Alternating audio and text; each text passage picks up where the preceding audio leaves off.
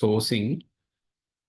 So what my plan is, try to discuss the purchasing tools, the tools and techniques, what you are using in purchasing, how you minimize the cost in that at the beginning. So later we can go to the quality part. How quality can be increased and what level of quality that is expecting in purchasing in the sourcing part. So I will try to cover this actually, the where we can when you go through the content of this is somewhat lengthy. Anyway, I will try to make it short. And the purchasing tool, you will get very important area, purchasing tools and techniques, value analysis and value engineering. So these two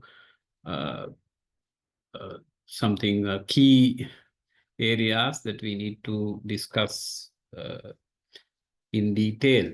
So anyway, we'll see up to what level we can discuss this. And the value analysis is one of the important factor nowadays you should take into consideration, and where the cost can be minimized and where it connect to the lean as well. So the lean concept, you must have heard about lean concept, which we are discussing about the waste. So how we identify the waste, the definition of waste, as we know, where the value is not adding, that is what we call waste. So how we identify the activities that relating to non-value adding, that is the important thing. And I will explain all these things within this 1.5 hours. I'll try to finish this part and to cover the quality as well. So quality area is somewhat lengthy, why we have to discuss the ISO systems and Six Sigma, all these things. So cost of quality. So we'll try how best we can discuss all these things. So under the tools and techniques, I will try to share some knowledge on the importance of purchasing and value analysis, value stream mapping, and quantity discounts and spend analysis. So these are the basic tool what we used in analyzing the purchasings. So you have to analyze your purchasing. So what we use the tools, basic tools, and also there are some other tools as well. So these are the important tools which we discuss in this basically as important tools. So why we need to think on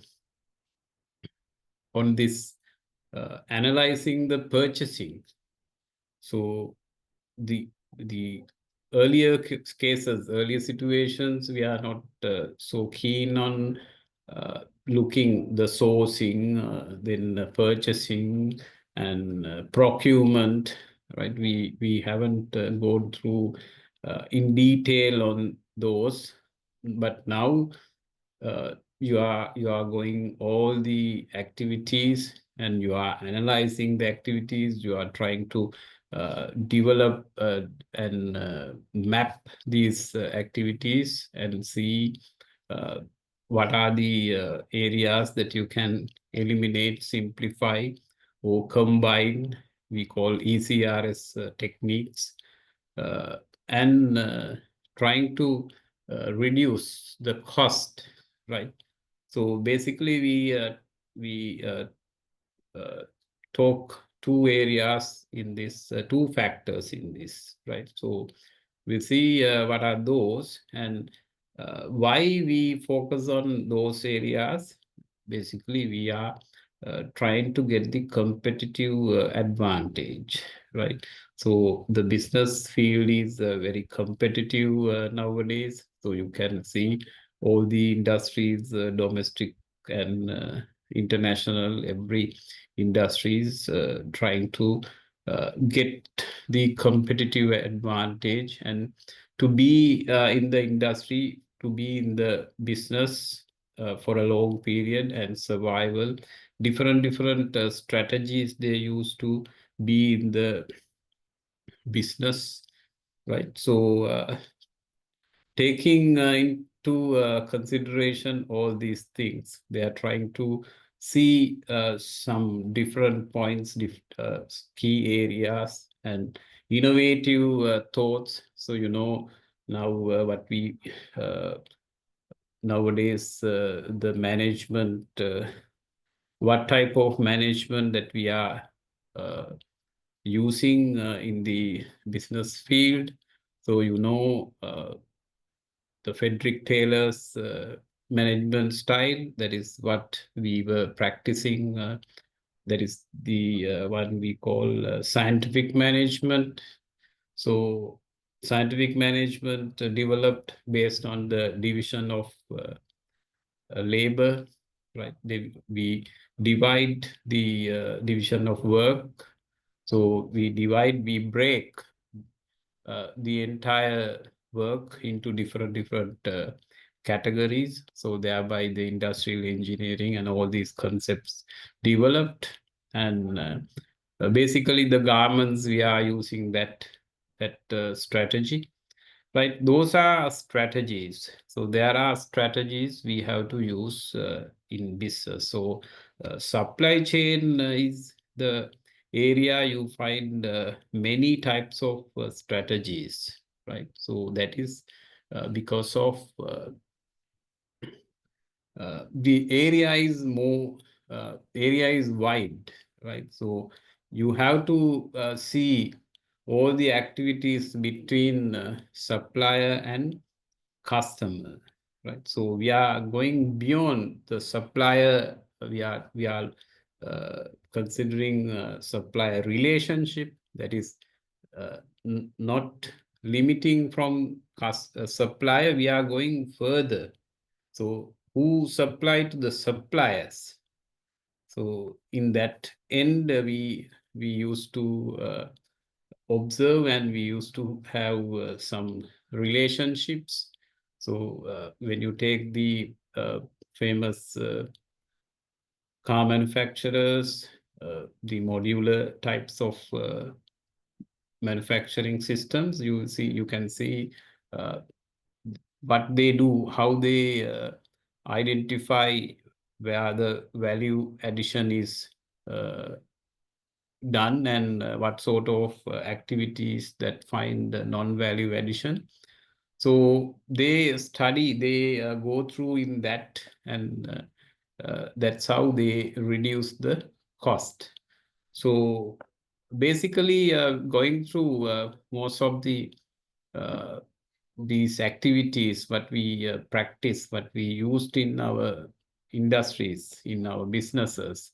So you need to disintegrate all these work into smaller parts. So in projects, we used to have like work breakdown structure likewise. So you have to break these into smaller parts and see what sort of activities in that you find. So value analysis is the one that we are using. We are trying to analyze the activities.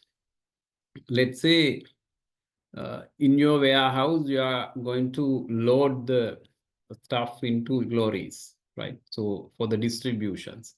So see what sort of activities involved in that. right? So different activities are involved in this process.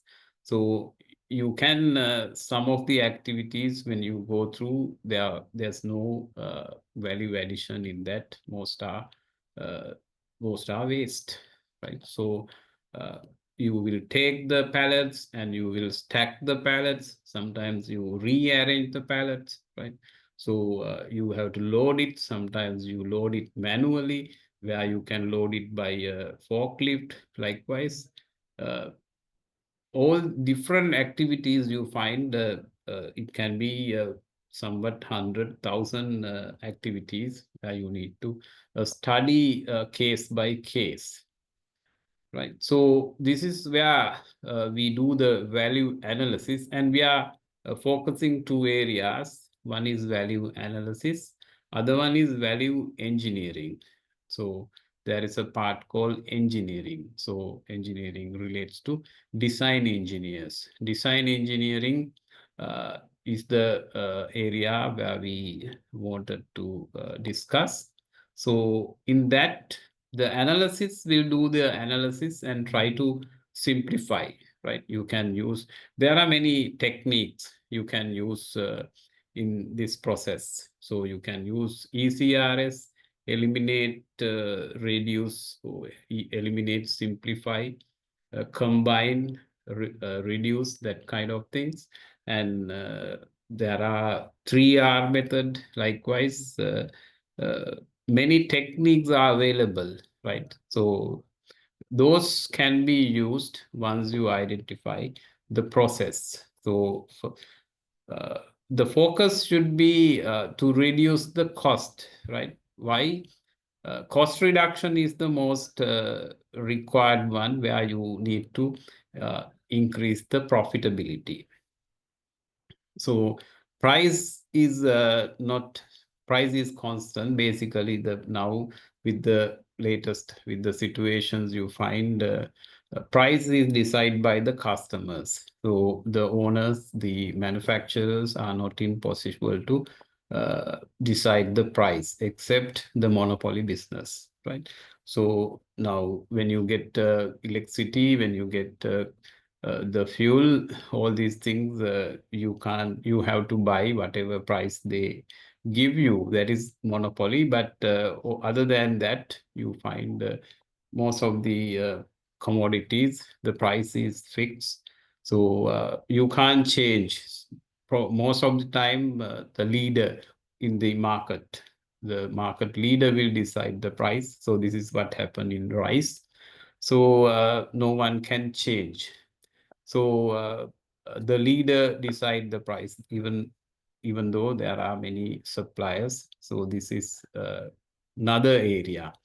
So now going through the industry categories, you will see large scale, small scale, medium scale. So different decisions uh, can impact the scale of the businesses, right? So you can import rice, then definitely there will be a problem to the small scalers. Large scales will be survive. So likewise, things are there. So that is political thing. So anyway, what the matter we need to discuss is the price. So you can't change price, we'll keep it as it is, but you can reduce the cost, where the companies are trying to increase the profitability. And by reducing the cost, even when you go through Toyota, how Toyota is doing, Toyota is trying to minimize the cost. So their margins are very low, around 8%, 4%, even Honda get 4%. Likewise, very low margins, but they use different strategy, right? So different strategy. So when you go through the uh, generic Porter's generic strategy, you can see what strategy Toyota is used. Toyota is trying to use volume business. So this is basically they now also remember that when you want to increase profit of your organization, there are basically two tools we can use. One is the 5 forces, other one is the business model, right? But I am not going to discuss those area, but I need to just explain you some additional things on this price matter. So what Toyota does, why Toyota try to have volume business, with that they get their profit, right? So different strategies used different companies. So this value analysis, value engineering all came from these creative ideas from different companies, Toyota, then some German, likewise different areas. Anyway, we also can implement those things, and we are in a terrible situation now. We are in somewhat trying to survive in the businesses. So learn this value analysis and value engineering because there you can develop your product, your process, and your services. Those 3 areas important in innovations: product innovation, process innovation, and service innovation, where you can do some innovative activities and reduce your cost. So the issue in this, you can reduce your cost, but you can't sacrifice the quality. So we need to keep the quality as it is and reduce the cost. That is what the important aspect you should think. So because of that, the organization had to become flexible and responsive to modify existing product, service, and process. Remember 3 areas: product, service, and process. So this is where, without sacrificing the quality, what customer need, right? So customer need any comments on this? Why we need customers? I will explain next when we discuss the quality factor.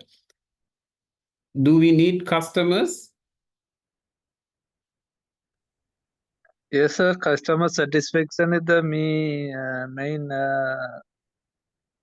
Why you want to satisfy the customers? Actually, we are. Yes. Otherwise, there will be a problem for the demand. Yeah, basically, no customers, no business. No. What Frederick Taylor, not Frederick Taylor, who is the father of modern management, Peter Drucker, right? What Peter Drucker said: business is earning customers. Okay, so you need to earn customers. That is where the network in supply chains, you are talking about network, right? So earning customers, you need to earn customers. So now we can't only depend earning customers. You need to earn suppliers as well. So we talk about supplier relationship, customer relationship, both. So you need to have supplier and you need to have customer. But what Peter Drucker said, to earn customers, keep that in mind, right? So treat customers. You are trying to delight customer, satisfy customer. So everything customer is the king. You think so? Why we do everything to customer?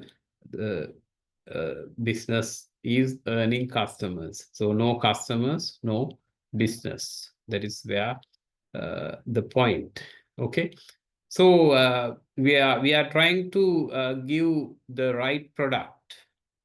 So this is another explanation, another definition in supply chain. When you go through the Santa Claus is the best supply chain manager in the world, right? What he does, right time, right cost, right place, right condition, right quantity, right quality, everything fulfilled. So we can't reduce quality.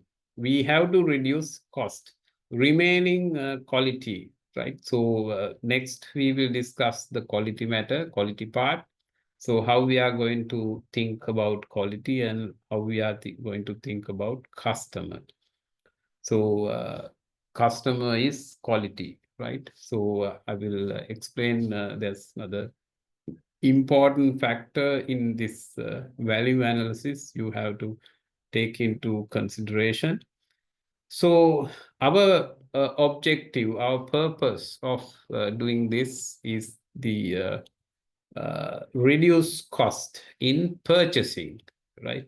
So we are focusing. Even you don't want to focus only the purchasing. You can have this tool in other areas as well.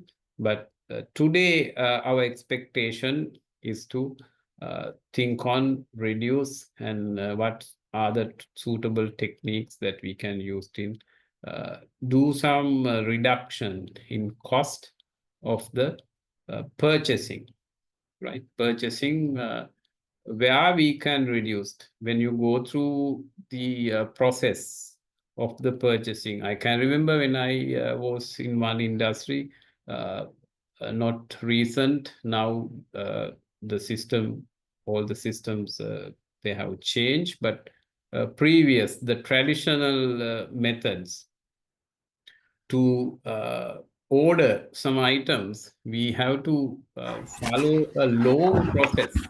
Pulsa ko? Pulsa. Please mute your mic. Okay. You have to follow a long process there, right? So I identified this, and finally I did an analysis on that and apply this ECRS technique and reduce. Basically, it takes around 1 week, no, 11 days to 11 days to the order, to send the requirement to the commercial department, right? There are so many approvals. So finally, actually, the implementation part was not done, but theoretically, I was able to reduce it to 2 days. So there are the repetitive things. Approval, a lot of approval to be taken. That is the traditional system what we followed, but now you find with this ERP systems and all the SAP and all, when having all these things, you find very easy real-time data, quick, fast, and even the purchase orders, everything created by the system. So that fast. Still, the bureaucratic systems available when you take the government sector and some of the large scale organizations also, you find this kind of things. So where you can, you have to attend all these minor things now, wherever possible to reduce the cost, right? Keep that. You have two things only. You need to increase the value. To increase the value, you can reduce costs. In supply chain, these are the two basically value addition, value chain. Those are the main concepts that we used to understand. And all the supply chain is based on these concepts and strategies. A lot of strategies are there. Production strategies, then some supply chain strategies. So all systems are available. Only thing, the practice is the thing that you find lack. So then the cost, what we need, what we are going to see, the cost, the reducing cost and having alternatives, what we can apply in our systems to increase the value and by reducing the cost. And why the purchasing is important here? This happens after the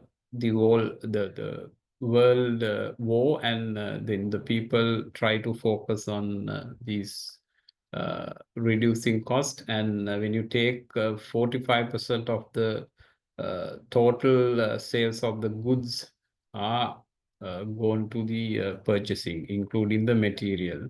And there are, because all the elements are with the cost factors right now. Just think on you have to purchase raw material, you have to get raw material, and you need to transport it, you need to keep it in your warehouse, and you need to allocate people to look after all these things, and you have to manage the inventory, you need to have racking system, then warehouse, then issuing. After completing the process production, then you have to take it back and keep it stores, and again manage, and after you have to deliver it, you have to transport it, then invoice it, right? All activities you have to put it into the cost, right? So this is why the ABC means activity-based costing is used in most of the these areas, where the core part means the production, all these production cost, and your costing is done using the normal standard costing. But when you get these activities, the other activities, transportation, storage, then issuing, all these things, you can use the ABC, activity-based costing, and see all the cost element, and you have to derive some cost drives and where you can reduce your cost, right? So think in a cost, all are costs. So where the value addition is happen. So you are purchasing and transporting, logistic, then warehouse, inventory, up to issuing to the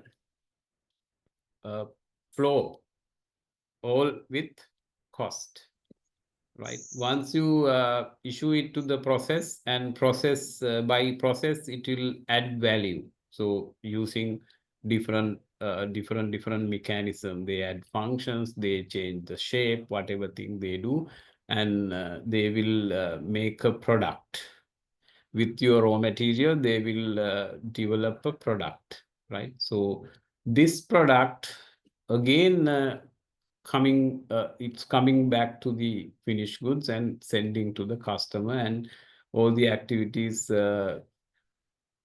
within this process, again cost, right? Finally, number of cost factors and number of value addition, you can see the difference. Anyhow, the value addition should be above the cost, right? So this is where the people try to pull the costs out of the product or service, and expect supplier to contribute innovative ideas that continually add value to a firm's product and service.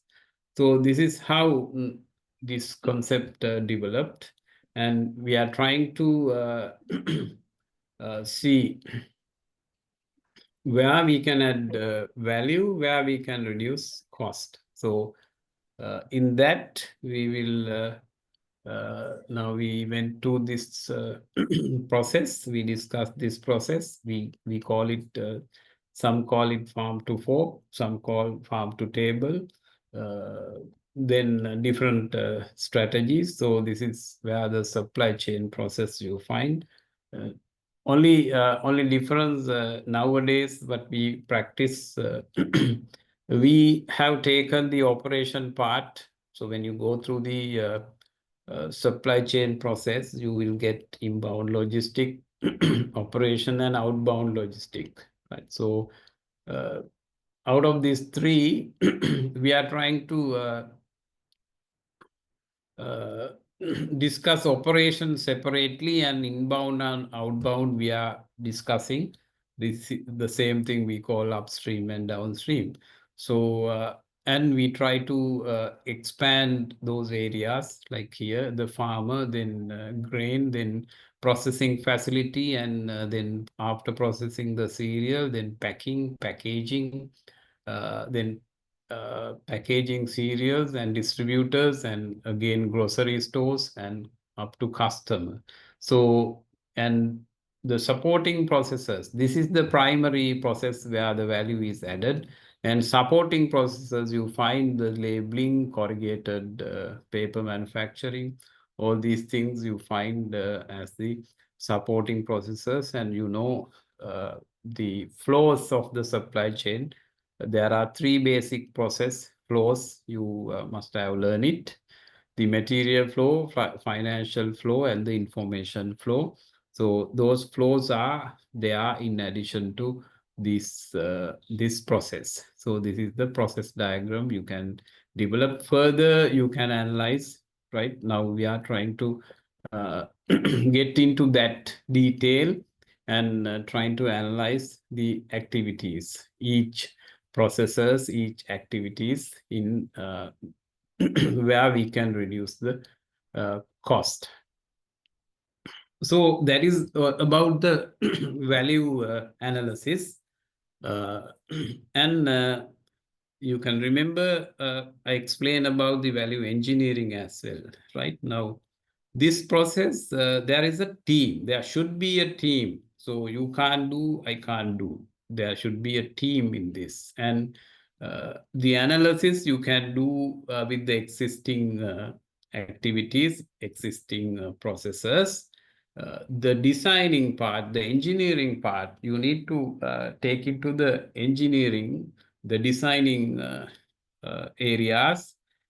In supply chain, you find designing design supply chain designs, right? It is part of the supply chain. So there should be a team, and the designing team should get informations. This is what the flows.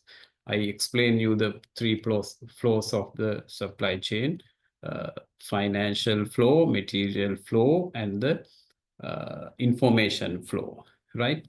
So information flow should connect to the designing team, right? Let's say customer complaints. So there's a customer complaint, something your packaging is not good, right? So the packaging is not good, not innovative, and you have not mentioned these important details. Likewise, you will get customer complaints. So that complaint should analyze. It is one information you got, right? These things we never consider in our systems, in our context. So when it comes to Toyota and other Japanese factories, this is one of the very important information. So we are not considering those. We just try to shape it, right? Give additional package, and we are trying to close it, cover up.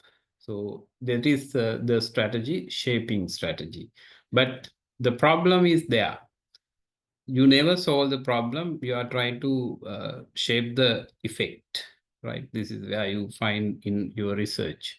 So cause and effect. So you need to remove the causes where you find. You have to communicate the problem to the design team. So the value engineering is with the development, the design of your process. So let's say I earlier explained the example where you at the point of loading the goods.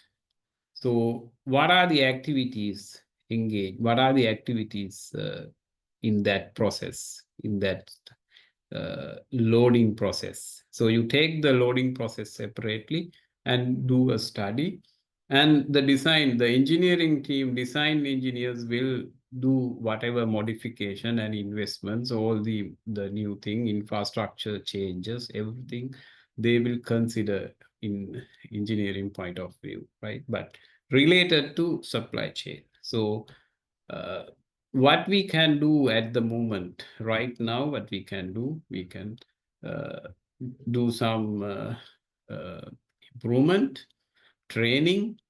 So those you have to identify, and where the activity, what are the activities not add value, right? So if it is only cost, what sort of cost you need to remove it?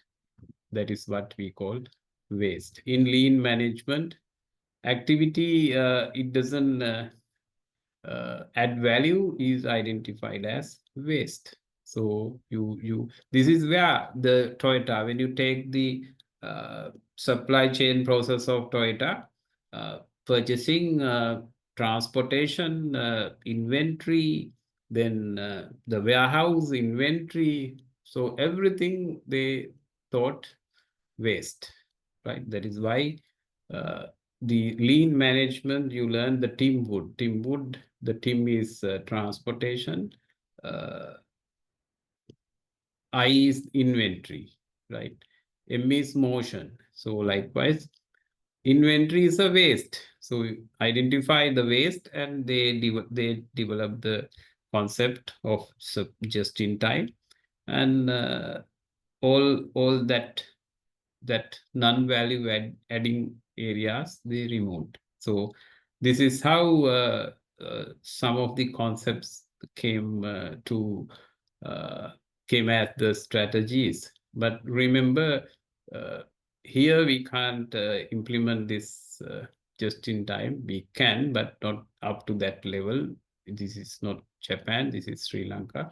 So you have to think, and also it should align with the production facility, right? The Toyota is a modularization type strategy they use.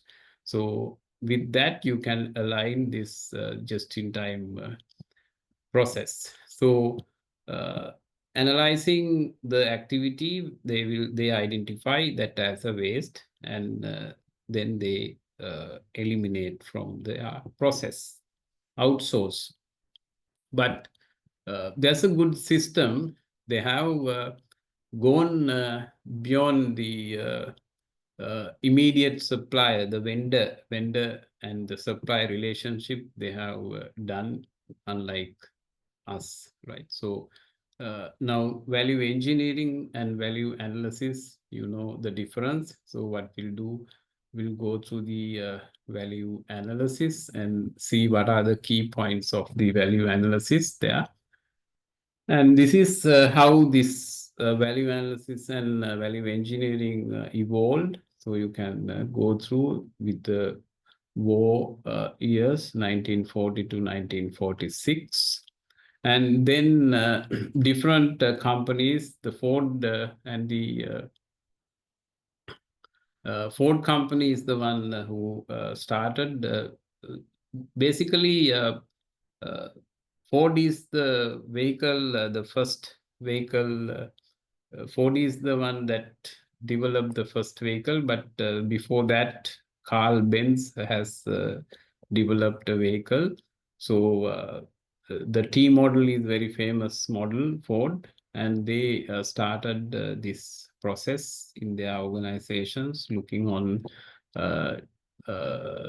all the processes. Then later on, the GE also started this value analysis and developed some areas where they reduced the cost.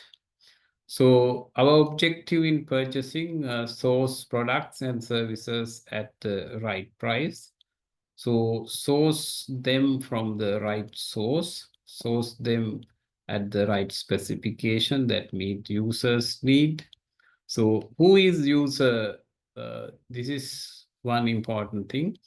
Your user. User means right specification that meet users' need. Users means your internal customer, right? Not the external customer. So we will discuss that part when we discuss the quality area. So source them in right quantity. So these arrange for delivery service performance at right time to right internal customers. So this is internal customer, right? So two sets of customers you find, internal and external. So we are trying to, the purchasing is more focus on internal customer. Then this is where the value analysis and value engineering evolve. Okay. Right. So value analysis is defined as an organized creative approach which has its objective the efficient identification of unnecessary cost which provides neither quality, no use, no appearance, no attention, right? So what is unnecessary cost? Identification of unnecessary cost which provides neither quality, no use, no appearance, no attention. So value is defined as the minimum money which has to be expended in purchasing or manufacturing a product to create the appropriate use of esteem factor. So there are four values, four areas we discuss: the use, the function, the functional value, and esteem value. Then cost that is again a value, and exchange value. So functional value, what sort of functions, features are in this product?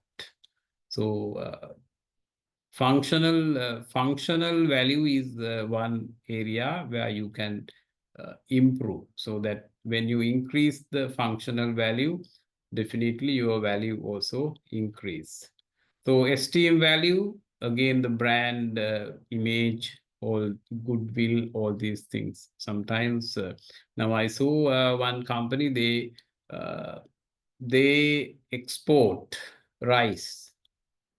So they buy rice from local market and they export it to Europe, right? So comparing the price, they add value.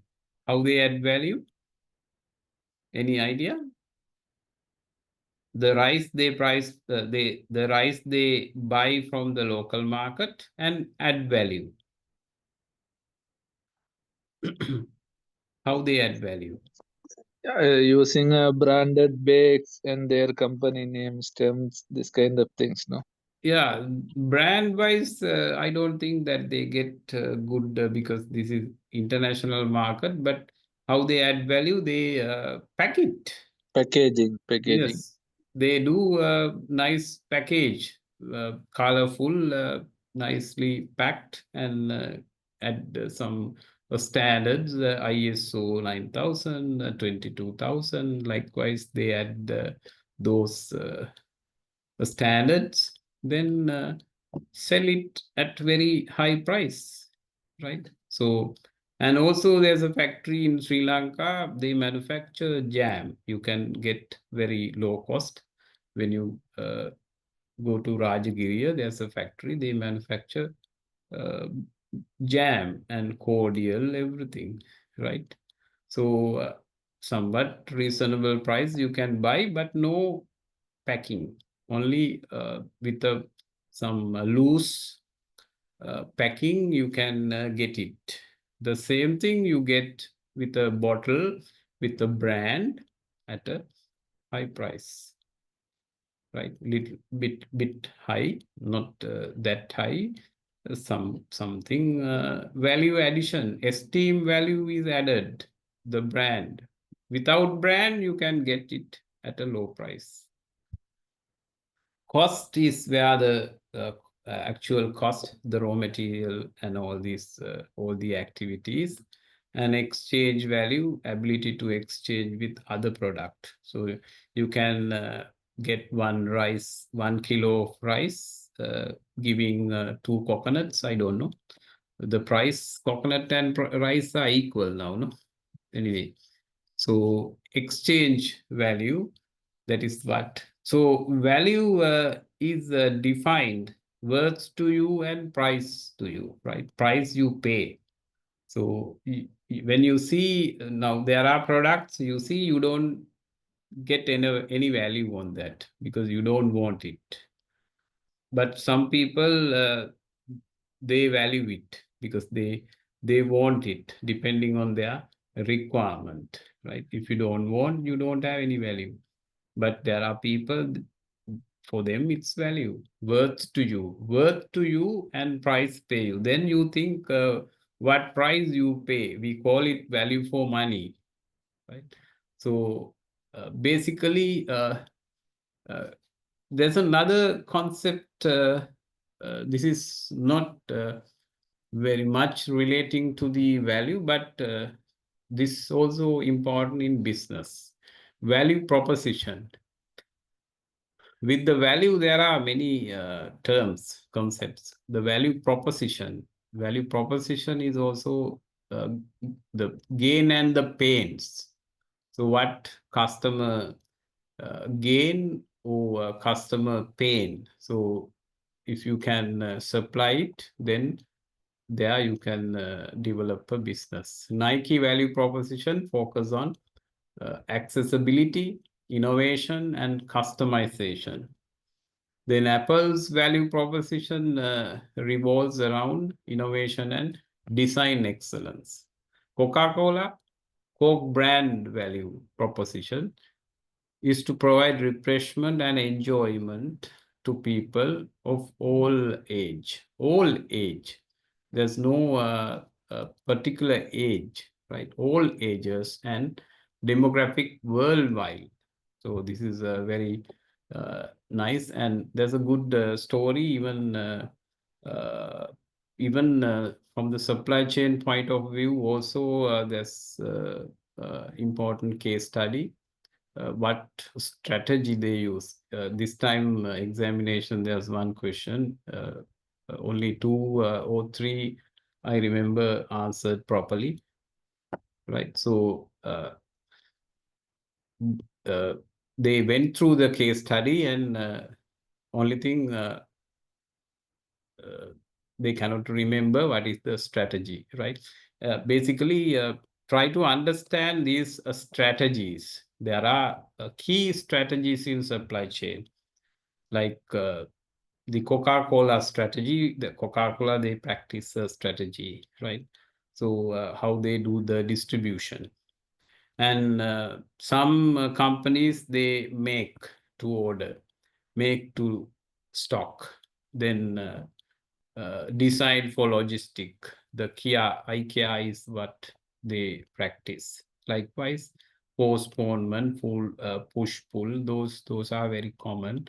So try to use it, practice it. Then McDonald's value proposition centers around providing affordable, convenient, and consistent fast food to customer worldwide. Google and Tesla value proposition is divided into 3 aspects: innovation in vehicle, innovation in batteries, and innovation in infrastructure. Tesla is trying now to get a battery, to develop a battery that can be used 2,000 kilometers, I think. And before Tesla, I'm sure the Chinese will develop it. So this is what the value proposition mean: gains and pains. What customer wants and what customer benefits, gains and pains. When pain is there, again you need something to supply. So how you identify as the supplier, you should identify it. This is something additional for you. So the objective of the value is defined with the equation function and cost. When you increase the functional value or functions, features, there you can increase the value and reduce the cost. That is obvious. So there you can increase the value. So again, there's a thing called desired value, where the customer is expect worth to customer, what customer expect is the desired value, right? Now this relates to marketing as well. When people wants to buy a product, so there's another concept called purchasing intention. How people get the purchasing intention. So you need to, you can relate this with the marketing as well. So this is not a small area where you can link to different area. Purchasing intention and value, there's a relationship, right? So purchasing intention should be there before buy. Buy is the behavior. According to the planned behavior theory, you can study that part, right? So objectives of value analysis, the primary objective of value analysis is to increase the value of an item or service at the lowest cost without sacrificing the quality, right? So you can't touch the quality part. So without sacrificing the quality, you need to keep the quality as constant. So think the other areas where the activity is not relating to quality. This is very carefully you have to do, right?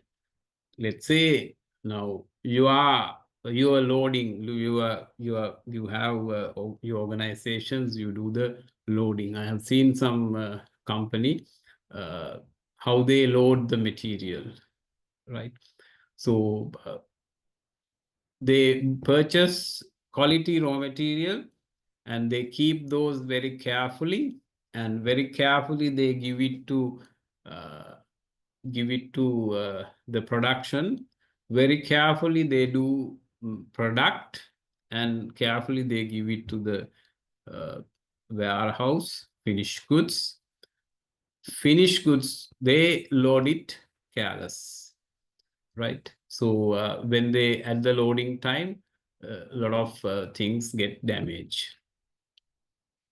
So this, I have seen many organizations, and this kind of things are happening. So you have invested a lot on this, and final stage with some activities, you are not focusing and not trained, and people skill, and you find some other somewhere you will get hire the labor and load it, then there you damage it.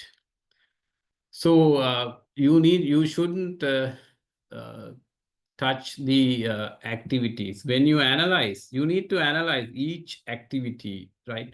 So motion, the Tim Wood is the waste we talk about. Then one factor of the Tim Wood is the motion. So every motion, let's say you have to pick it, you have to raise it, you need to shift it. Likewise, how many motions? When you take the ergonomics means law of work. So that could be a fatigue failure as well, right? So you can see when you go to buy some garments, clothes, how they remove that tag, that detectors, magnet. They remove they put it to the demagnet, and they remove it. There's a hole, and from the hole they drop it, right? So if the hole is not there, how many motions involved in this? So you have to, those are all all activities, right? All the motions all take as the waste. So you need to reduce those. So this is where you have to go through in detail and try to understand, because having the concept where we can reduce cost, right? You should be cost conscious. So then only you will identify all these waste. If you are not cost conscious, then you will see Ola as productive, right? Even every expenditure, you will see these are important. So you're cost conscious, and ABC mindset, ABC activity-based costing, that mindset you have to develop. So that is why we have a separate team for value engineering. So they will they will take all these features, all these informations into consideration and do the development from the process, from the system. They change the system. So determining value in a product or service. The use of this product contribute value to your customer, our customer.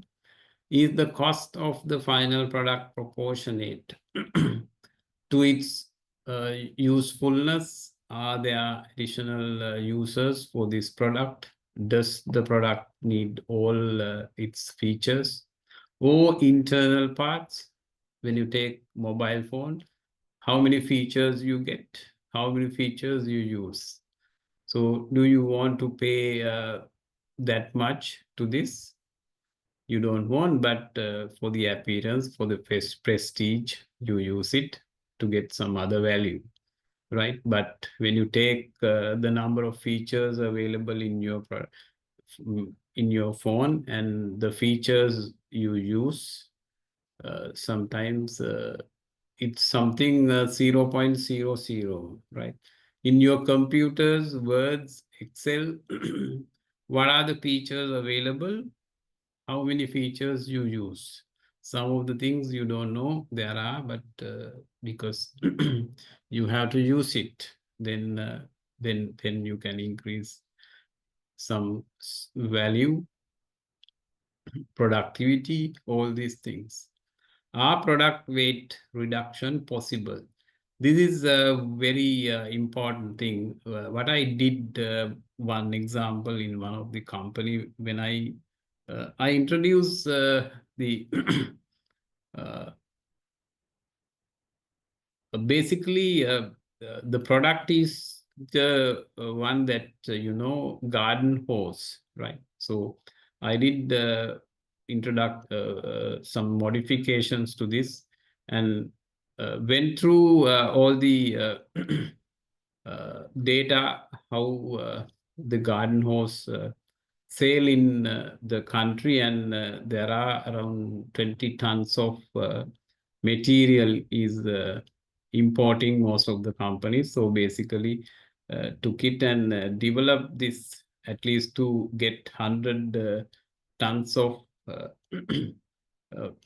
market, right? So I had a machine, free machine. So developed this garden hose, and after pricing, I find our price and the leader's price is something, our price is higher than the leader's price. So what I did, finally, I got purchased one of the market leaders garden hose, a roll I purchased and did a study. This is where the value engineering, right? I did a study and found where our cost is high, because the material used in our design is something higher than the market leaders.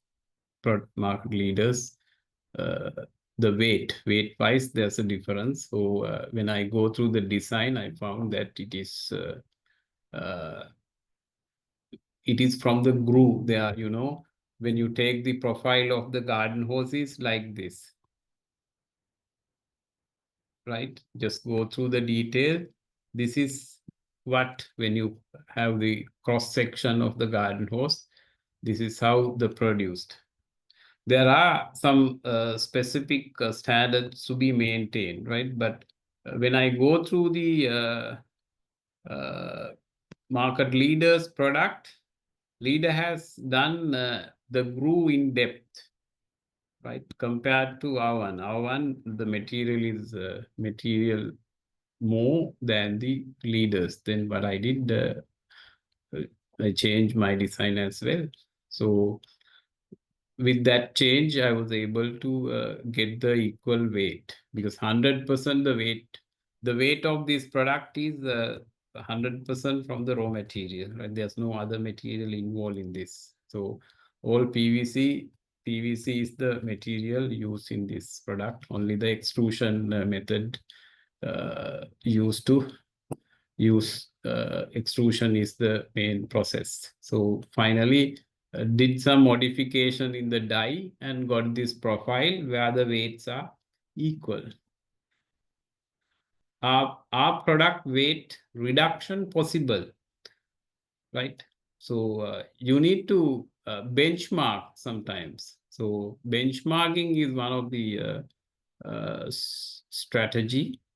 So if you want to do, you can do many things. Is there anything else available to our customers given in the intended use of the product? So is there a better production method to produce? So this is when you need this type of things. So if you want to compete, with the other products, so you have to do this analysis. Basically, your raw materials, how your raw materials, because the cost of raw material is the main thing that include 45% of the cost. So that is where you have to reduce your design, your analysis, your waste, everything you should be able to reduce or recover. So this is the process we used in this value analysis in the product process or the services. Information phase, you have to gather information. Then function analysis phase, analyze the function as I explained you. Different functions you have to identify, some strategies, and you need to get some knowledge. Sometimes some knowledge you don't find in the country as well. You may have to deal with some other manufacturers. Then creative phase, this is where important, right? The creativity and innovations. So this is what the important. We are in the modern management, right? So modern management is with innovation, right?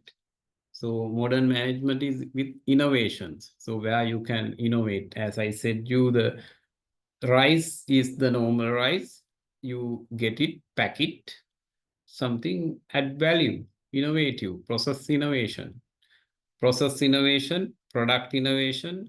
There are many types of innovation: frugal innovation, disruptive innovation, incremental innovation, open innovation, right? Get the knowledge about all these and try to adapt it here, where the creative phase. So if you don't have creativity, this cannot be done, right? So this will not happen. So you have to develop the creativity. The first important thing is that. I will tell you how to develop the creativity. This is you are learning, use creativity and think in positive, don't think in negative, right? So definitely you can develop creativity. Then evaluation phase and development phase and the presentation. So value, this will done by a team. You can't alone do this. So there are some specific activities involved in this process, like brainstorming. Okay, so you have to first verify the brain is there, right? If no brain, then no point doing the brainstorming. So I remember when I was doing one brainstorming session, one state university, the university, one of the professor came and asked what I doing. I told brainstorming session. Then asked, do they have brains, right? So so you have to think on the creativity is not easy thing, right? So you have to develop it. If you don't develop it, definitely difficult to survive. Basically the business, basically the private sector, right? So private sector needs more creativity. So due to high competition. So brainstorming, speculation, all these will include in this. At the creative phase, this is the important phase in this process, right? And also a team should be there, right? When you go through this process, this requirement value analysis, right? Now we just discuss it in this session. When it comes to practical, the implementations, you need to think how you are going to do this. So you can appoint a cross-functional team, and you need to identify some of the problems. Let's say your cost is very high, your competitor's cost is very low. This is what I happen in garden hose production, right? I got a machine. I did a small change in one production system. Then I got a one machine because I had to remove one and replace. So I thought what I can do with this machine. Then suddenly got this idea. Only need to have a separate die. I have material because the material I use in some other product. So no investment cost.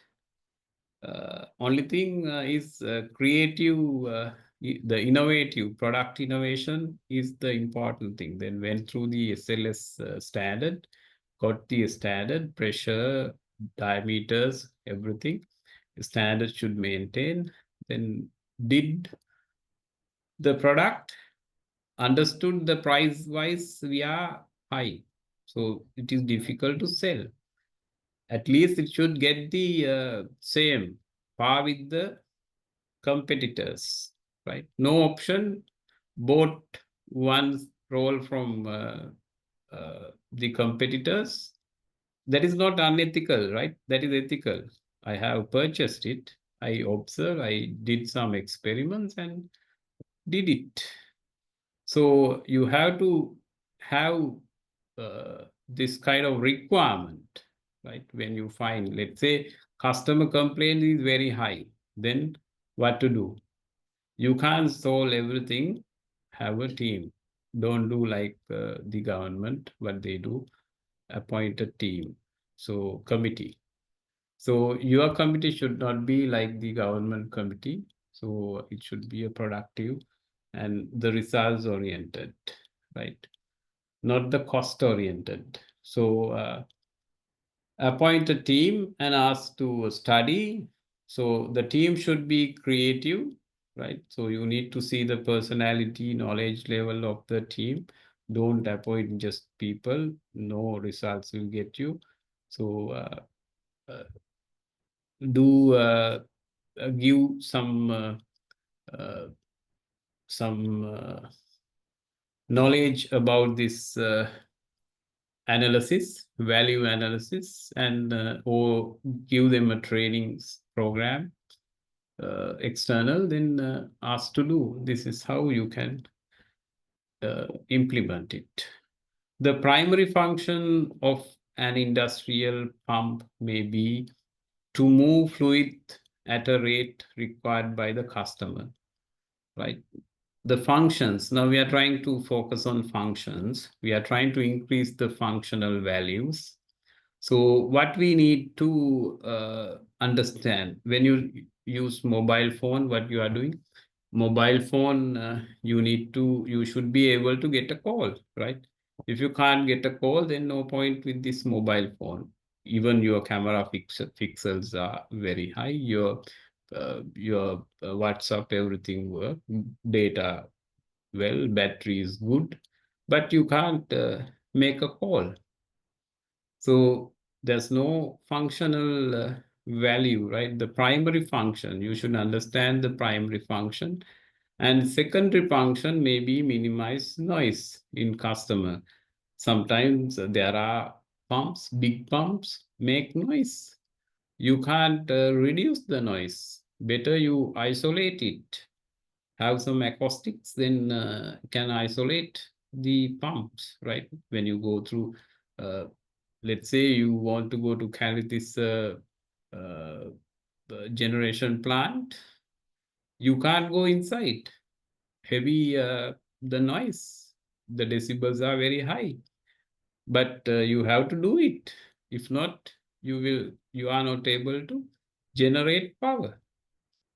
So your main function is to pump the fluid, right? The secondary can think on heat, sounds, noise, appearance, those things. So value analysis team must recognize that moving fluid is the primary function of the industrial pump. Minimizing noise, a secondary consideration for industrial pumps, still must receive attention during the analysis. So understand about these things, right? When you take a pencil, you will see what are the parts in this: eraser, metal band, paint, wooden case, graphite. So you can use this kind of table: component, wooden case, what is the function, whole graphite, then what is the cost, competitor design, how is the competitor design, and high, then important to customer, is it important to customer?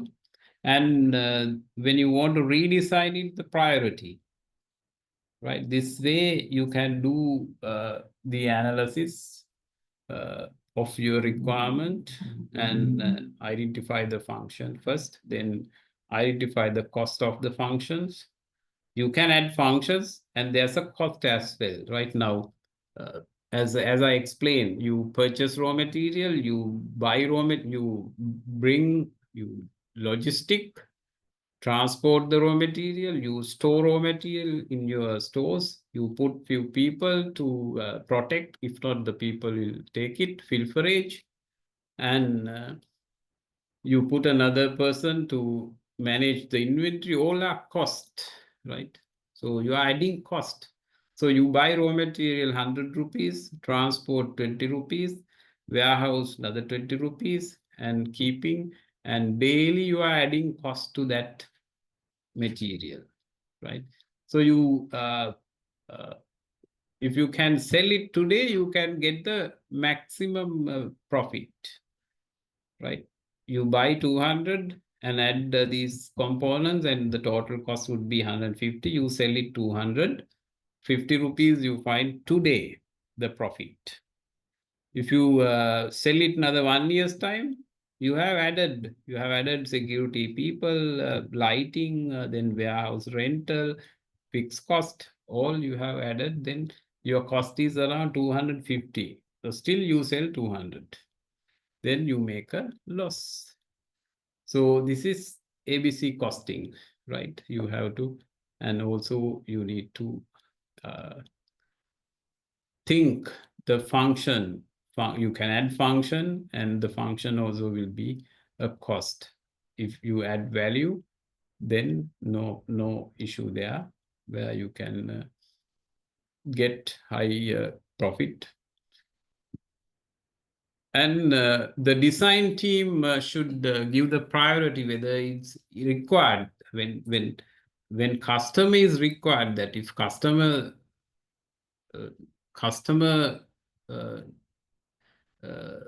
is not expecting that, then no point, right? So we have to think on what is the sense, what is the importance in customer. So with this table, you can analyze it and see and give priority on the improvements, the design team, the proposal for design team. Then the second tool, not the second, actually, value analysis and value engineering we discussed. Then the quantity discount is the third one. So where you can give a discount on quantity when you purchase. So in that, you will get this example. Buyer has price break in the range of quantities, quotation ABC, from ABC at specific quantities. When you purchase 1, you will get 85, 3, you will get 86, 70, 10, 69. Any comments? What sort of risk you get in this this kind of purchasing in supply chain? Supply chain, basically, we study number of risk. What risk? Anyone? Most of the time when you get this kind of discounts, you will get called to one risk.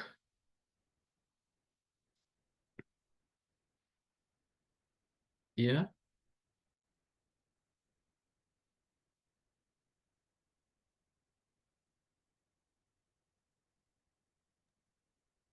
Just to break your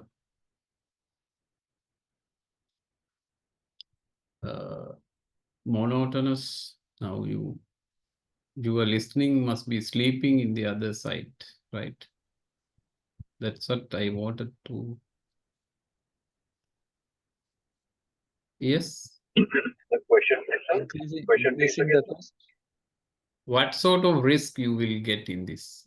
If you get this kind of quantity discount, now you got when you get 10 units, 69 each, then that's a big discount, no, 85 to 69. So you will definitely order. Yes, actually, when we are customizing something, if we need only 3 pieces, we cannot bring 6 or 10 pieces. So it will be like only we have to keep inventory. Maybe in the future we cannot use this one. Yeah, So but there is we used to usage. order, no, we get big discount. That's what we should order, and we order. This is what happened. That's what, if you do in that way, there won't be any risk. But majority of the people willing to accept the discounts, quantity discounts. This is another tool. So you can do this for continuous, the raw materials, what you use continuously, the fast moving. Your inventory should analyze and identify the fast moving items, right? Other than that, don't do this. You will get caught to bullwhip. There's the bullwhip effect is one of the risks you get in supply chain, bullwhip and the domino. Domino is another risky strategy, not the strategy, actually, it's a risk, domino effect. So how we analyze this? Using the table 1, 3, 6, 10 and the price per unit, quoted 85.80, and price per total price per order 85. 3 you have to spend 3 and 690. The difference between orders 85. Then compared to the first one, 85, and the second one, the B, then you will find 155, and A and C 180, D and A 270, and again dividing that by number of items, the price per unit per order quantity, the difference could be something 85, 77, and 60 and 67.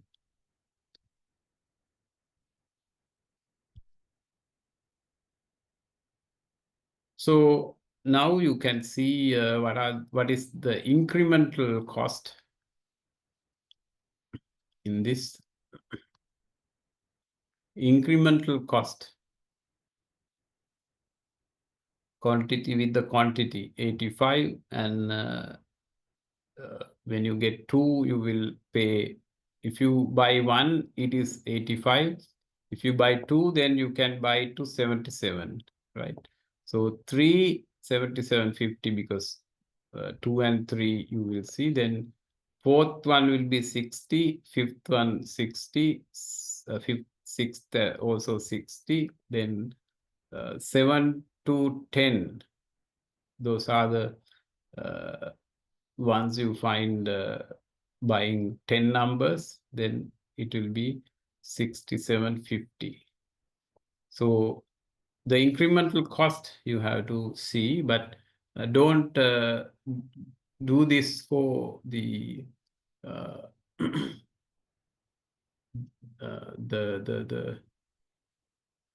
use this for fast moving items. Right now you must have done the inventory management.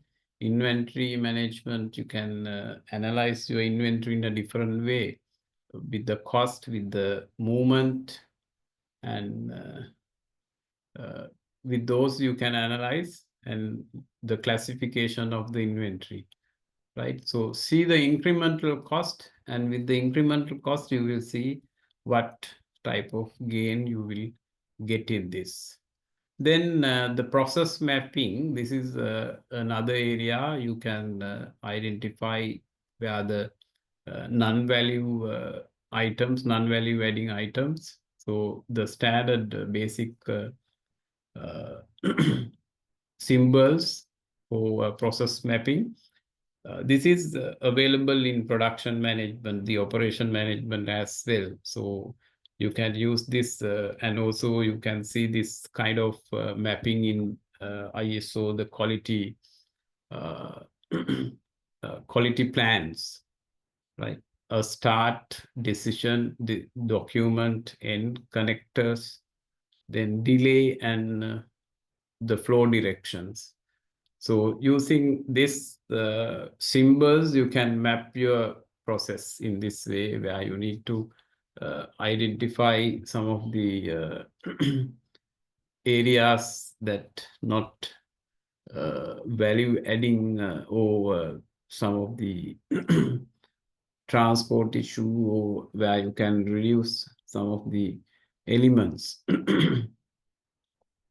Process mapping, the basic process is given in the above: supply, purchasing, warehouse component, R&D, production, quality, and warehouse product.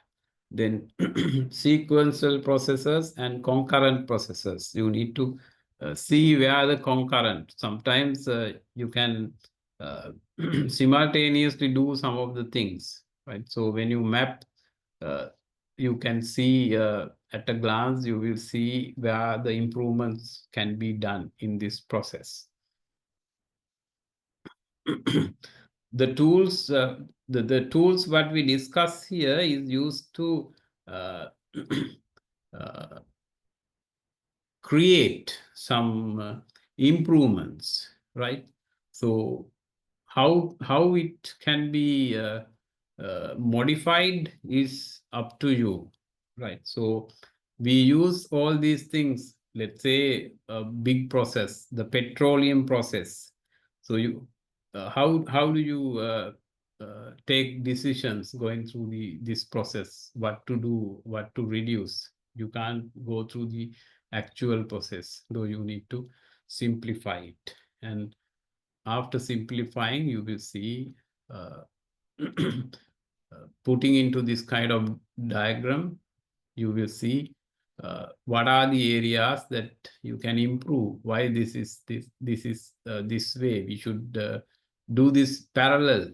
Likewise, all these diagrams, graphs, basically graphs, bar charts, and line diagrams, so flow charts, all we use to simplify and get some sort of the complex situations we are trying to simplify. Thereby, we can go through and see what areas to be developed. At a glance, you will see where the problems are existing, right? So this is another area. And value stream mapping. Value stream mapping is a process of visual presentation. Visual presenting the flow of material and information to identify wasted time and actions in manufacturing or service processes. So this value stream mapping is very famous, which introduced by the Toyota Motor Corporations by Taichi Ohno. So he's called father of TPM, I think. Yeah, TPM, Total Productive Maintenance. No, TQM something. Taichi is very famous person in Toyota. So the value stream mapping, we are trying to map the stream and identify where the material and informations flow and where the waste exists in the system, manufacturing or service process. Visual depiction of the process enable analysis to highlight area for improvement and get closer to what is termed the ideal state. So from actual state to ideal state, how you develop the process, your process, right? So where the actual, let's say your actual time is to complete the process is around 2 hours, then your ideal, you are expecting to complete it within 1 hour, right? Then with the value stream mapping, you will identify where you can develop, where you can reduce. It's like identifying the this is kind of there's another improvement, another theory called bottlenecks, theory of constraints, where the bottlenecks find, right, in your process.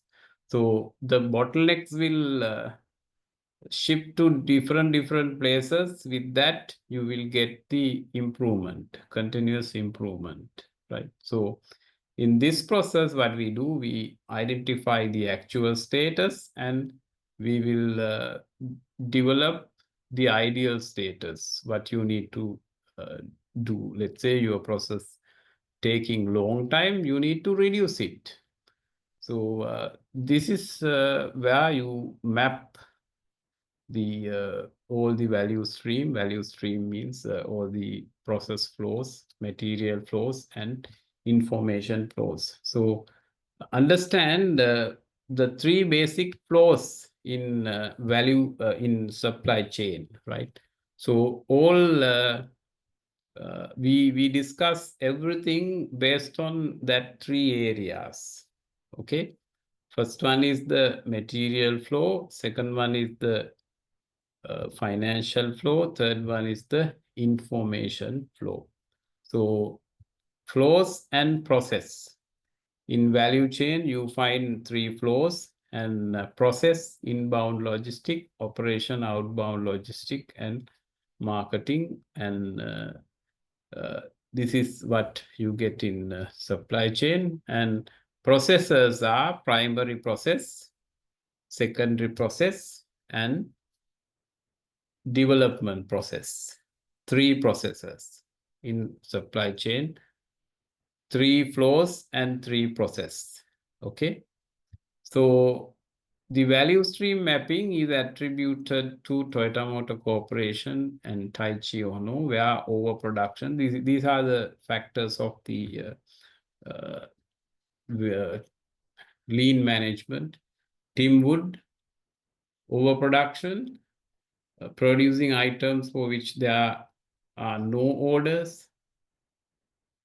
There is extra productions. Then waiting time. Waiting time is one of the biggest waste. When you go to bank, you will see waiting time. Do you like it? Unnecessary transport, over processing, excess inventory. Inventory is again a waste. Unnecessary movement, defect. So those are the Tim Wood. You can now this method is different, but when you take the when you rearrange it, Tim Wood is transport. TI is inventory. Tim moment, waiting, and Wood, WO, overproduction, overprocessing. Wood, D is defect. So this one also included overproduction in above. So this is what we call that. So value stream mapping also find this kind of symbols, diagrams, and standard.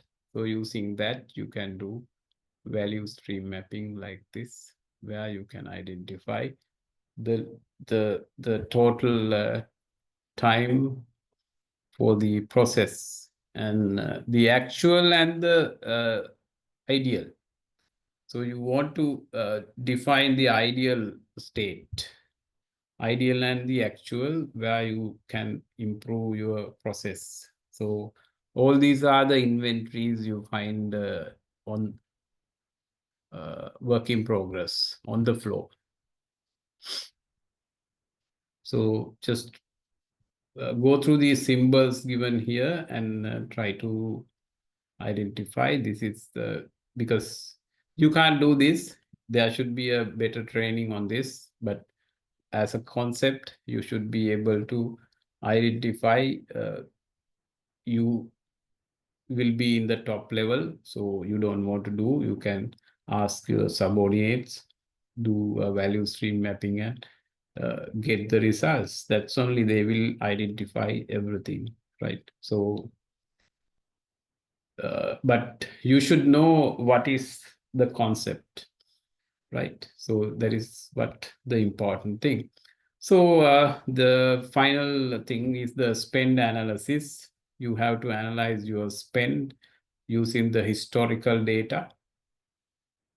What you have spent for the purchasing and all these things, you need to analyze in a different way, right? So getting all the informations and product, price, quantity, suppliers, business units, delivery performance, all these factors you can take into consideration and see supplier wise what would be the price, then product wise how the price, and all quantities, when you take quantities, what kind of discounts you get.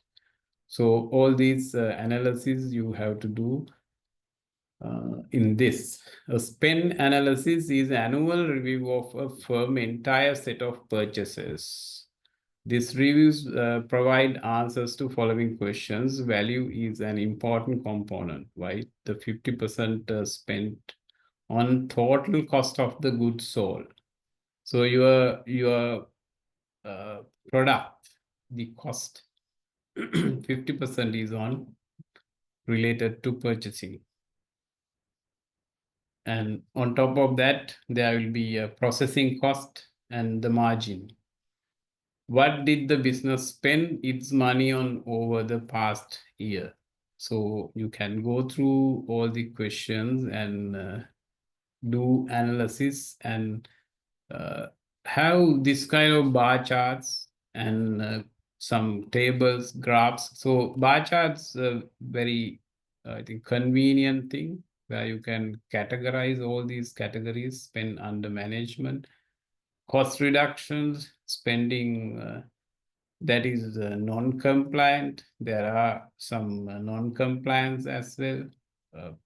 We will discuss that part under cost of quality. Then supply base according. Excuse me. Yes. Spend analysis means total expenditure calculation, no, like that? Yeah. Total expenditure you have to analyze over a year. Not only for the purchasing goods. Yeah, only purchasing. Okay. This is related to purchasing. So what you spend for purchasing, there are some rejects, returns. So all purchasing, because 50% of the cost relating to purchasing. Okay, sir. Right. So you have to analyze the, let's say, the supplier wise, you can analyze the cost. Likewise, in a different way, you have to analyze. Then you will identify. There are now. I did one of this analysis, not for supplier, for the supplier actually. In one company, they had 5-6 suppliers supplying different products, right? Then did the analysis on that and see what sort of contribution that is relating to marketing. So when you take different suppliers, and now let's say this way, this is not relating to spend analysis. Actually, I did it for different purpose. So there are 5-6 suppliers supplying different products, right? When you take the contributions, so let's say supplier A is giving a product and the contribution is something 20. Then supplier B is giving another product, contribution is something 40. Likewise, 3 suppliers are there and 6 suppliers are there, 6 types of product, and the prices also different. And when analyzing that, the supplier A is giving a product and moving because the more spend, the let's say 40 million we spend for purchasing products. So out of 40 million, 35 million we have spent for purchasing product from A. Okay, so analyzing the contributions. Contribution means revenue minus cost. Analyzing the contributions, the less contribution is getting from supplier A. Right, the 5 million we have spent, let's say, out of the 5 million spent for purchasing from supplier B and supplier C, then analyzing the contribution from those B, C are higher than the supplier A. Right, clear? So we spend our money is we are actually spending more when you take the Pareto when you analyze using the Pareto, you will see we spend more on supplier A, but contribution is very less, no point. Right? So there's another factor in this. Another factor when you analyze it in costing, you will see there's a contribution with this, but overall, the spend analysis shows the spending for supplier is not worth because the contribution is very low. So, excuse me, what do you mean by that? The contribution is very low, even if we spend more money, that means wastage or something? Yeah, it's something waste, but we can't stop that due to some other reason, right? Because you need to maintain the volume. Let's say in this way, I will explain again. Supply A is there, B is there, C is there, right? We spend total purchasing 50 million. Okay. We spend total value purchasing 50 million per month. So we buy 45 million worth of goods from supply A. So we buy B and C 5 million, then the balance. Okay. So analyzing the contribution, you don't find now this we buy 45 and we sell 46. Then only 1 million you get profit. But here you buy 5 million and you sell it 10 million. Here you get contribution 5 million. Clear? Yes, sir. Now what do you tell? What do you see here? Contribution means revenue minus cost. So total revenue is 6 million. Out of 6 million, 5 million got from this investment of 5 million. So why we spend 45 million here to get 1 million?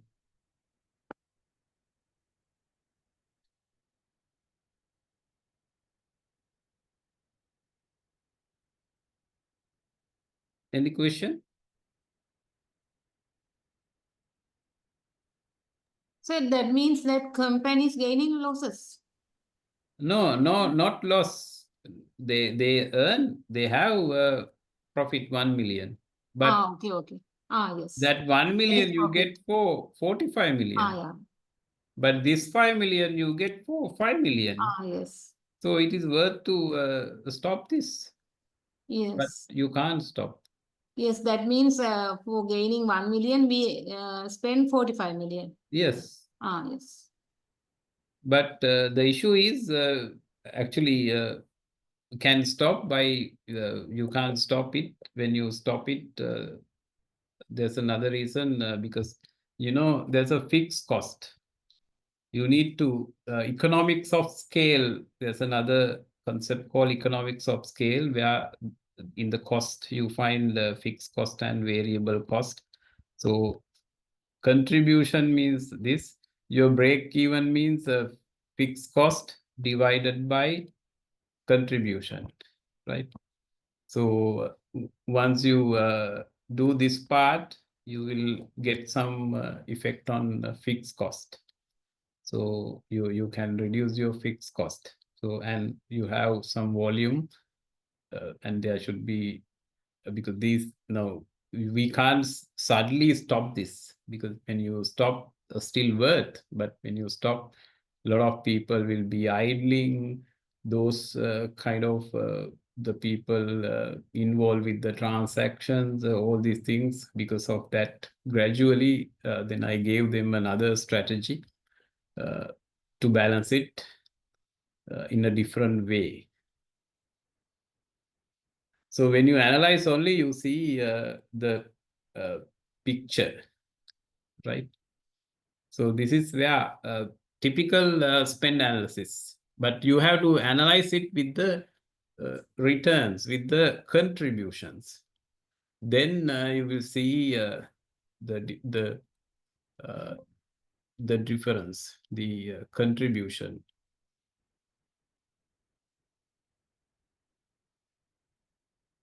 So with that you can do, and this part you can use the Pareto chart.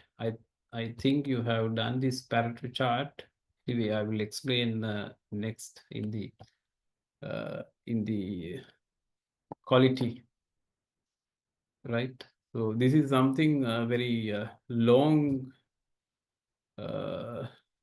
area. We need some time to discuss, but I got only 3 hours. Anyway, I will try if something if there's a balance. If I couldn't cover the entire area, I will take the balance part during next time. So what you can do in this, you analyze your spend money, spend for what you spend the amount. Let's say per year you will spend 200 million. Then analyze what for you have done this spend, and see what are the top 10 commodities. Whether you can, then you think what you can do, whether you can combine or increase the quantity or get some discount. As I explained the previous example, you can combine with the revenue, the contributions, all these things, and then you will see many creative ideas you will get, and thereby you can reduce your cost. So Pareto chart is used to show the total value of the spend that occurs within each category. Pareto means 80-20, right? 20% of the items, let's say there are 100 items here. Out of 100, 20% will represent the 80% of the cost, right? 20% mean out of item 100 items, 20 items will represent 80% of the total cost. Right, this is what the Pareto. So you don't want to go through all 100, and you can just neglect the 80 numbers, focus only the 20, the main 20. So if you can do something for main 20, then you will achieve a big amount. You can reduce. Or to have VMI, vendor management, inventory system. So those, once you identify the areas where to improve, then you think about the strategies. What sort of strategies? Vendor management, inventory, then just in time, push, pull, all these things you have to remember, right? So you can do it by spreadsheet, then send supplier wise, you can identify. So this is what I did there. Then that's all about the tools and techniques. Any question? Almost 2 hours gone.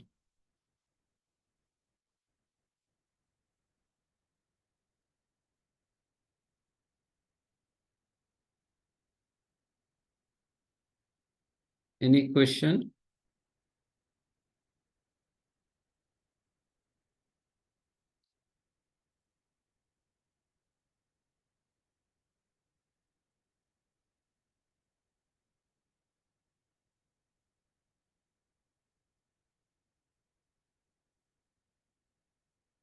Give me 5 minutes break, right? Now We have 5 minutes more to 8. Okay, almost 2 hours gone. Anyway, you can have 5 minutes. Only 5 minutes, right? Okay.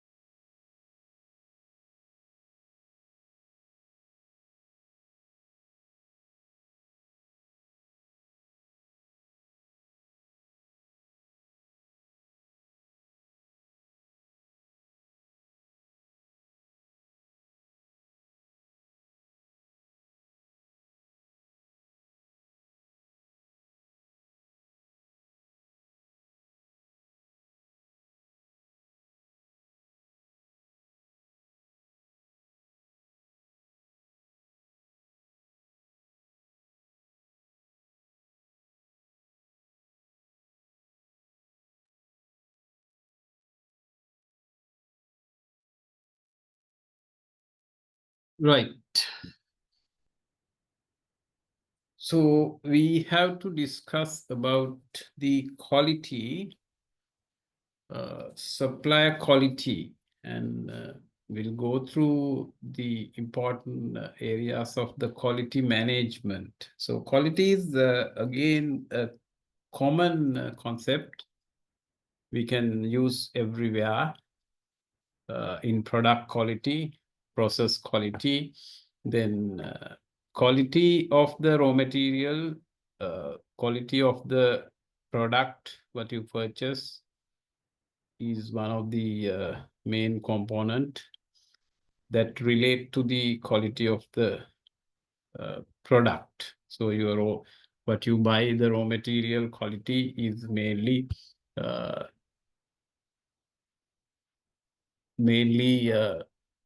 get the main factor that relate to the quality of the product. So when you go through the purchasing procurement or sourcing, this plays one of the important role.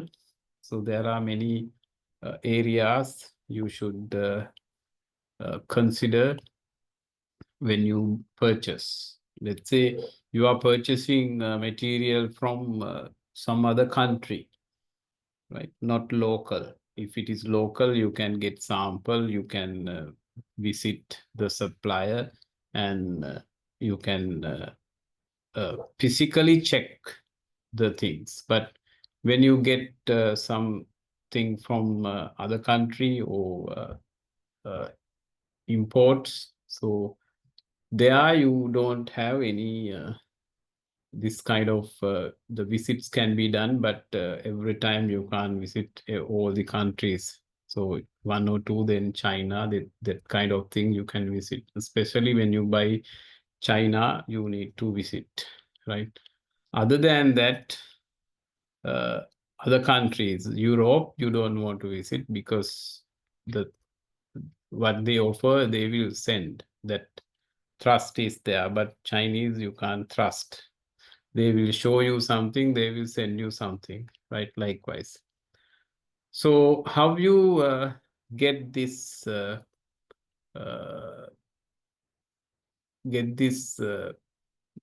material what you want is what is the process that you follow to get this confidence, right? So you should have confidence to order. So the people should trust. So this is where when you do some transactions, first you have that kind of thing. Sometimes you get material, when the material get urgent, you no transaction, you ask the supplier, you send me the things, I will I will make the payment tomorrow definitely. Now I can't do. If you have material, send it. Likewise, over the with the verbal communications, sometimes you have to do it. So you need to have relationship with supplier. So with that relationship, you will use to get some material or some services, right? But that is your relationship. When it comes to quality, so already you have checked, you have tested, you have used it, and you have confidence that they will not put you in trouble. So we should be quality conscious, as we said, cost conscious, quality conscious, right? So these are important features in business. So as I explained you, business is to gain customers. You need to earn customers every day. So then only you will see the business is growing. If you are not earning customers, your customer base is reducing. So this is what some of the supermarkets they do, right? They monitor through your loyalty cards. They monitor how your behaviors. Are they getting the same customer base, dynamic base, how the customers use your service, your product, and everything they monitor with the big data, right? So, and thereby they get a picture whether they are growing or declining. So, earning customers, the concept, right? So we'll discuss about importance of supply quality management, then quality definition, quality gurus, cost of quality, quality management system, problem solving, and QC tools and Six Sigma. I don't think that I can finish everything within this 1 hour time. Anyway, I will continue if balance is remain. So I was trying to reduce some of the areas to manage the time before sending you the presentation, but I thought not to do that. This QC tools, problem solving, all are part of the quality, right? So you should know these tools. So I was telling previously the Pareto analysis. Pareto is the main tool that used in problem solving in quality management, right? So we talk about quality, and now what we do, we talk about quality management, and we find the systems in this. To control quality, we get systems. So why we use system? When you use system, we don't find mistakes. So supply quality management is a process used to ensure that suppliers consistently deliver goods and services that meet agreed standards. Then supply quality management helps companies improve the quality of their supply chain, reduce cost, and gain competitive advantage. So quality is one of the main factor of the competitive advantage,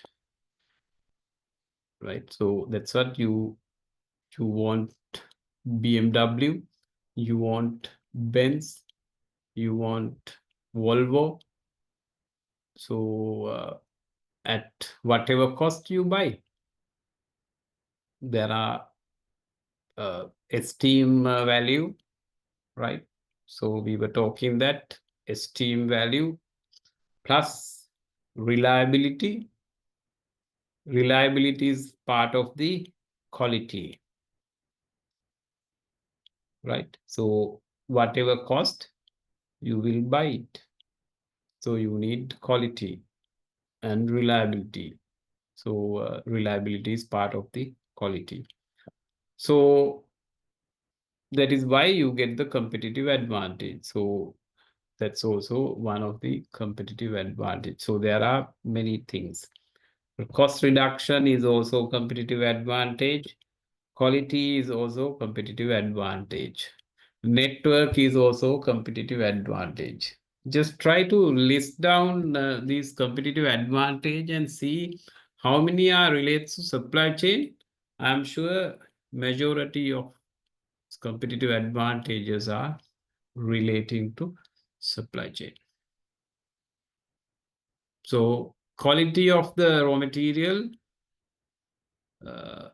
one of the contribution to the quality of product, right? So using quality of raw material, you can make quality product. So where you can reduce your cost is another, again, which comes from 50% of the cost is spent for purchasing, up to purchasing, right? So supply quality management aims to help companies achieve a higher level of product quality at lowest possible cost. So that is collaboration between supplier and buyer. Buyer must work closely with supplier to identify and solve issues quickly. So this is where the relationships. So supply quality management is include all these things: detailed inspection, discrepancy management, corrective actions, process audits, quality intelligence. What is the difference between corrective action and preventive action?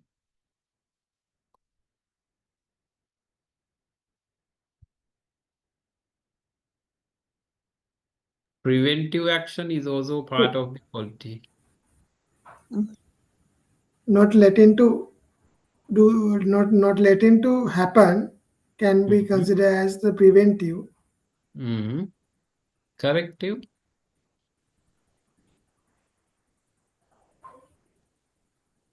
After happening something, we correct.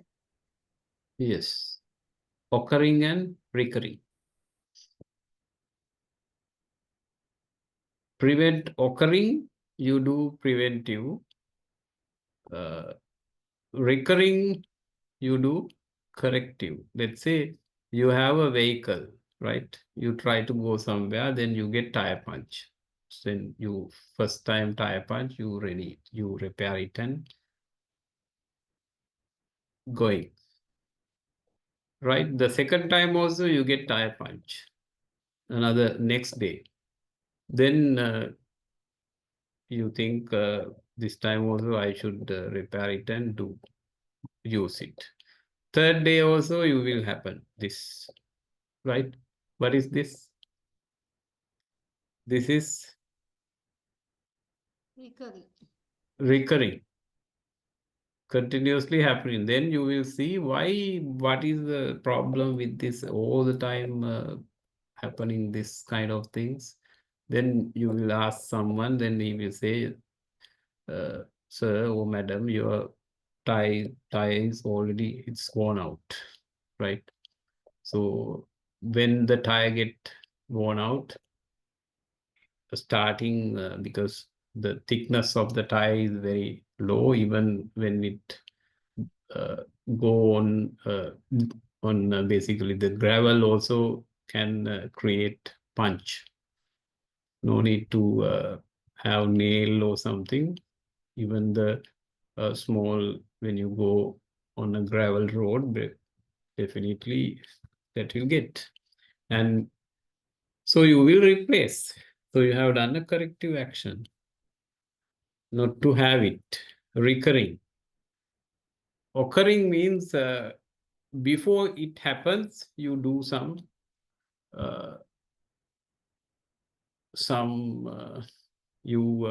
what do you call it? There's a good word. Before happen, you take some remedial actions, right? So you monitor and estimates, all these things you can do, and finally you before happening, because if it happens, then your cost will be very high. It can leads to a accident, loss of lives. Likewise, now most of the aeroplanes, what do you do? Preventive. You can't do corrective in this, right? While traveling, you can't do things. You need 100% reliability. No chance. 100% they have to get the reliability, right? They never keep a small chance. No, nothing. 100% reliable. If it is good or bad, you will replace it. So once the number of hours complete, they replace it. That is preventive to get high reliability, right? Preventive is costly. Corrective is not costly. So you have to go through this process in your quality assurance. So you have to, let's say, when you order some raw materials, you get all the time the supplier send wrong material, right? So this is why the corrective action is required here. you ask, let's say, they are not sending the correct numbers, right? Quantity is not there all the time, less, 1 or 2 less, right? Then you find this person is sending every day this kind of things. I have told them, you every day you are asking and sending mails, but they are not correcting. Then you have to take some action. You can't continue. You have to take stern action on that. So this is why the corrective action in ordering process, all the time you see this kind of things. Not getting on time, right? When you order material, you have asked them, the ETA is there, but things are not coming on time, delay. You have to take corrective action. Process audit. So audits, schedule or ad hoc create audits. Different audits are there, plan audits or ad hoc audits. Likewise, you have to do that. So this is to maintain the quality, not only from the supplier, even your process, how you manage your process. So this is what the quality is important in procurement as well, right? So other things also part of the process. So the supply quality management, you have to visit supply. I have seen most of the time commercial manager, they make visits. You have to visits. So you need to evaluate, supply evaluation. Supply evaluation, you have to include all the parameters, how they on time, price, response. If the supply is not answering call, that's also a problem, right? So those are quality factors, parameters of the quality. Even people also say, no, if you are not answering, your image, your brand will tarnish, right? So if you are answering phone call, then people know that this particular person is answering. If not, they will say, no point, they are not answering. So that is your brand. So answering phone call is also a quality, right? If you don't answer, you at least send a message or call back. So those are factors, personal quality, right? So both should be there.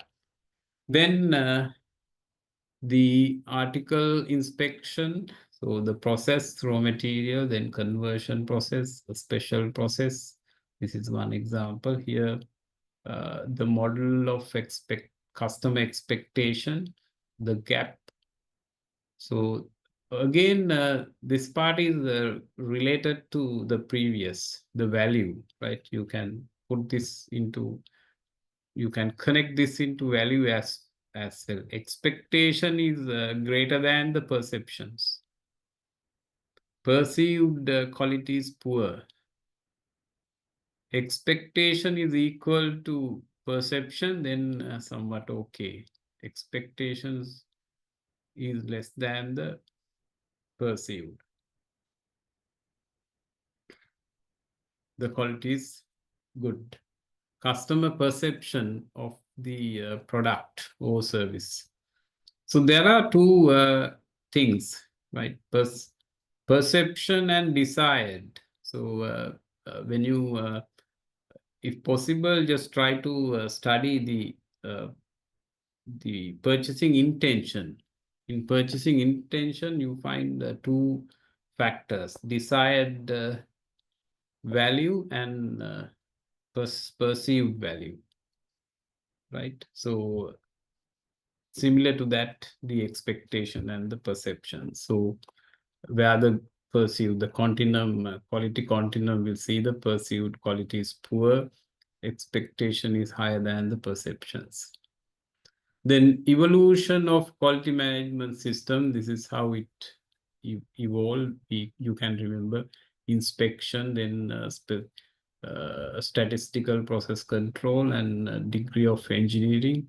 Then Taguchi's loss function came, then quality engineering, then QMS, quality management system introduced, ISO system, 9,000, 14,000, all these things. So that is system. Earlier we had BS, British standards and American standards, all these things. Metrics was there, but finally putting everything together, they developed this international standard organization, ISO, quality. Then Six Sigma and Lean Six Sigma is there. And the Lean also developed as another concept. Put together, Lean Six Sigma is now popular. So this is where the quality evolution. Then quality, what is quality? Different answers you will get. Fit for use or purpose. To do the things at first time right. When you want to make something, if you do first time right, not the rework, right? So in our production system, we take all good quality, including the rework. Rework is a cost. Quality is cost, right? Find and know what customer wants. Then features, that is the functions that meet consumers' need.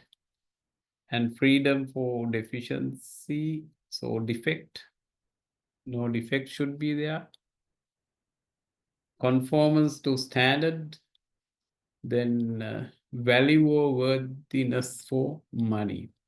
So different thinking, different thoughts. So, and people think in a different way. Defect, if you don't want defects, then that is what you need to practice in airline, right? Not the others. No defect. The reliability. So different requirements, you can have different interpretations. So this is what IEEE conformance, the specified requirements and customers or users need expectation, degree to which a set of inherent characteristics fulfill requirement, that is in ISO, and dimensions of quality, performance, reliability, durability, serviceability, aesthetic. This is aesthetic also important, right? I will show you two different products. Aesthetic appearance. When it comes to a robust and the strong wise, you can see better, but aesthetically, because of that feature, you don't buy. Features, then perceived quality. What is the reputation of the company or its product services? Conformance to standard. So this is where the different business models they use as quality. Airlines on time. If the airline is not on time, not comfortable, low cost. Low cost services are available. Now you can find budget airlines. That's a new concept. Budget airline, you don't only travel in the function. Again, you can differentiate using the functions, functional values. Airline, you get different, comfortable, on time. Then you have another category called budget airlines. There you don't find comfortable. On time is there, no comfortable, no extra refreshment and all. On time, you can travel, you will get only a small drink, and the cost is low, only the basic cost, no additional people, right? No hot drinks, so nothing. Healthcare, what you want, correct diagnosis, minimum waiting time, low cost, security. If those are good, you like to go. Food service, good product, fast delivery, good environment, postal, fast delivery, correct delivery. Then cost, this should explain to the postal department, because we can't have reliability on this. Most of the online orders are not missing. Academia, proper preparation for future, on time knowledge, delivery, consumer product. So different areas you can go through. The benefit, internal benefit, what you get, reduce cost, increase dependability, increases speed, boost morale, increase customer retention. Then external, customer gets correct product or service, correct specification, appropriate intangibles, then customer satisfaction and customer retention. Finally, what you need, earn customers. So your customers will retain if you are giving a good service, good product, your quality is better.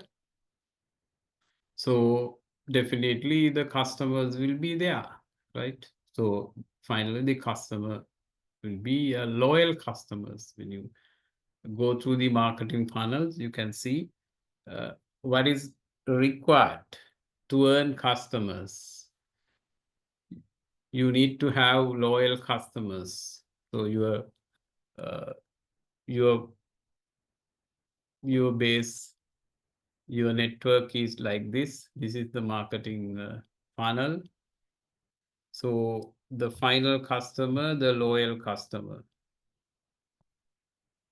These loyal customers will remain with you, right? Those who buy Mercedes-Benz, Volvo, those high-class vehicles, they are still with that, right? They never go for other brands. They never go for Toyota, Nissan, and all these things, right? Loyal customers. So this is what even the airline, they try to have. They give benefits, many things to loyal customers. Because of maintain the loyalty, the requirement to maintain the loyalty, some of the people I know, they just travel at least to India or Singapore, somewhere they travel to maintain the loyalty. Not required them to travel, but to maintain the loyalty within, because when you travel, at least you have to travel number of traveling, they must be considering to retain you as a loyal customer, right? There's nothing big benefit you get. You will have separate room to sleep, like that. Some of things are there. Anyway, this is the total customer base you deal with. Out of that, you will get some customers as loyal. This is where they are trying to increase customer retention. So different mechanism used, different companies. So cost of quality is a cost. So basically we divide it into two: internal failure cost and external failure cost, right? So we can get this way into 4 areas. Internal failure cost, that is internally failures. So fatigue failures, rework, delays, all get inside internally. Then externally, failures, complaints, customer complaints, all these things, then that's also a cost. Let's say there's a customer complaint, you have to visit, right? For the visit also, you have to go by a vehicle and need to spend for fuel. All these things cost, right? So you have to take those factors into consideration, and because of complaint, you need to allocate some cost. And replacement, sometimes you have to give replacement, then another cost. Environmental costs, you have to pay. If you do damages to the environmental, you have to pay, right? So then prevention cost, where you need quality assurance, you have quality assurance department, that's another cost, because they are there to prevent it. They need to monitor, they need to analyze and do audits, all cost. If we do everything perfect, we don't want to have a separate department to test the quality, right? So this concept somewhat changed by the total quality management. So they have introduced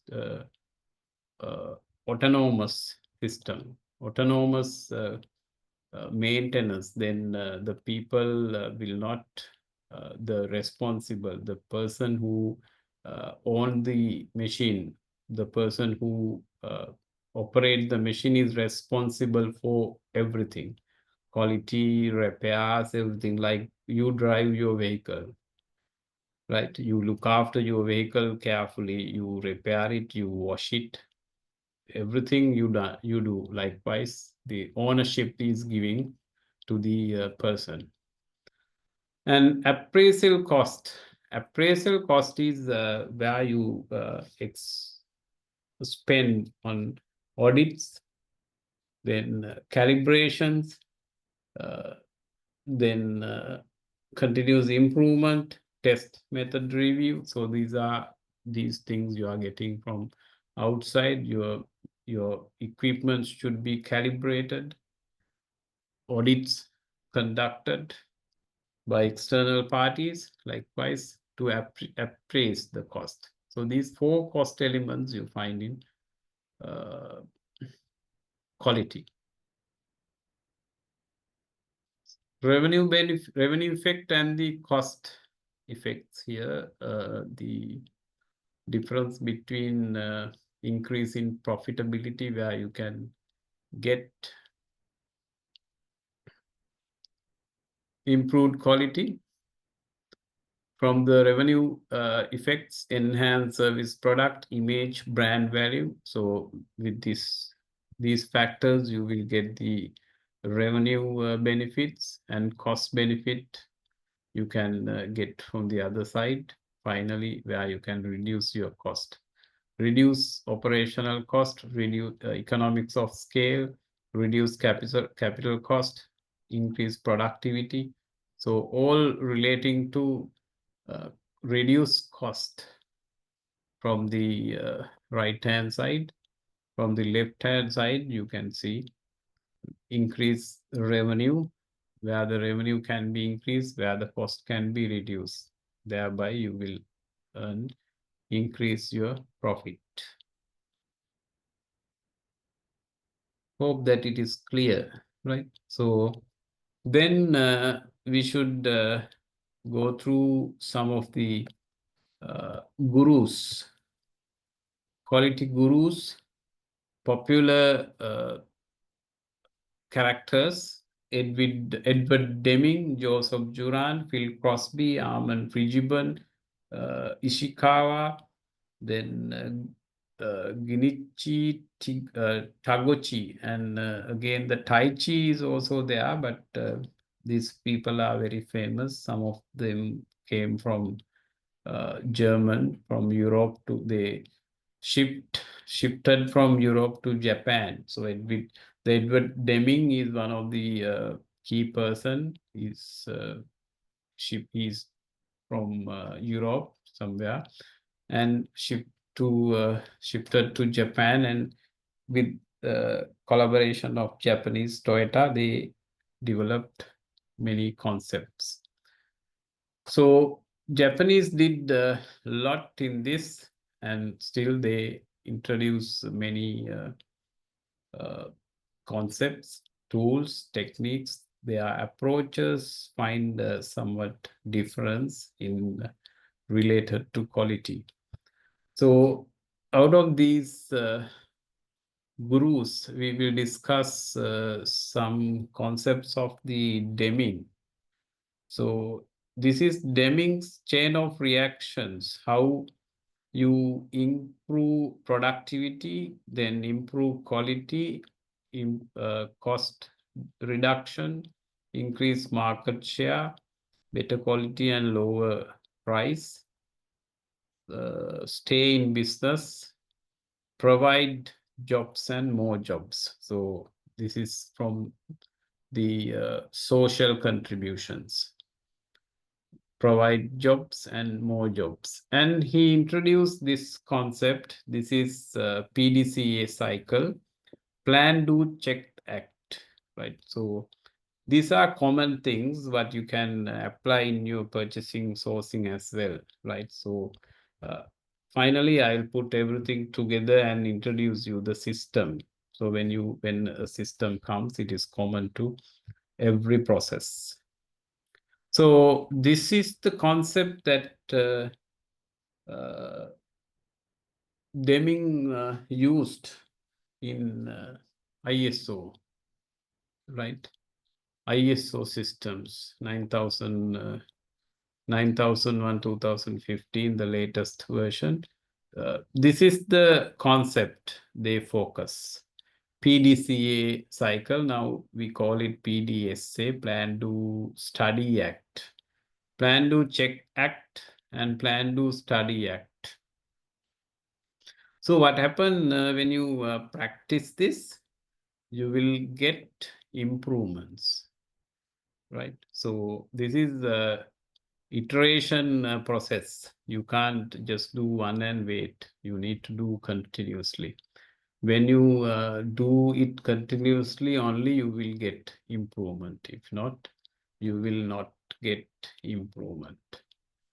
So this is available in ISO. So ISO is a continuous process, iteration process. So you have to do audit, you have to conduct MR, then you need to see non-conformities, and you have to find the cause and effect analysis and improve likewise. So this is the improvement, what you get, the smallest improvement, right? When you take the improvement, you can discuss this improvement with the continuum, right? I will explain in this continuum. There is a continuum. This is innovation continuum.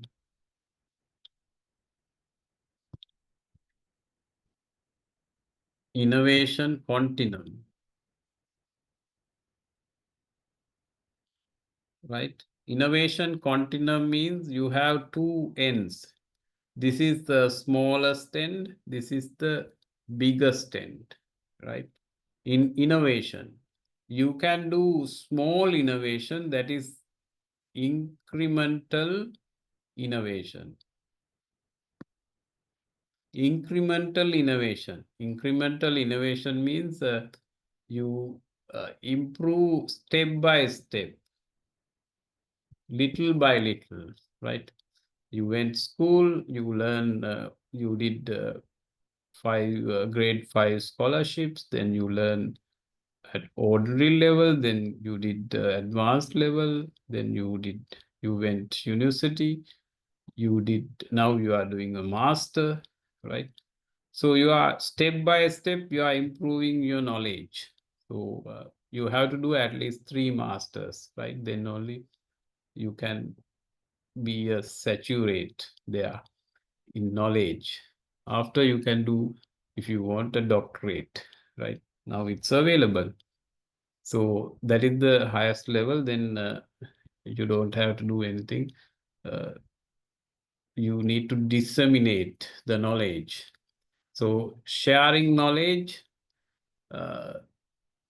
is the power now, not the knowledge is power, right? You can have knowledge, but it will not give you any power. You need to share it. You need to teach it, or you need to write something, right, to share it. Anyway, you can use any method, mode. So this is incremental innovation, right? So then what would be the other side? Any guess?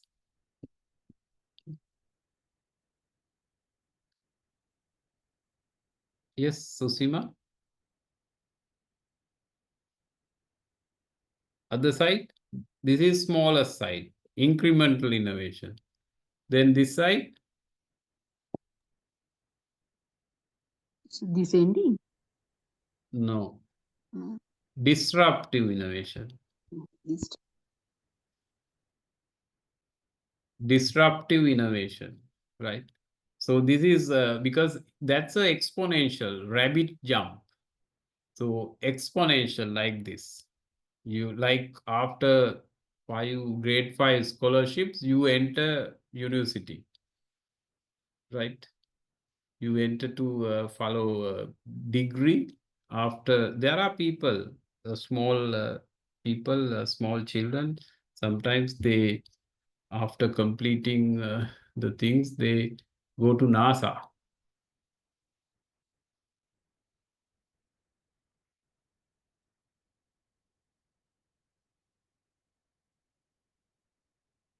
Okay. So after the scholarships, they are going NASA, right? So that is exponential, something very big jump. So disruptive. The Uber is one of the disruptive innovation. It disrupts the entire system and evolve. So smartphone disruptive innovation. So with the smartphone, all the button phones, Nokia, everything went out, right? So this is very interesting area, the innovation, but I am not focusing on that. I need to teach you the quality.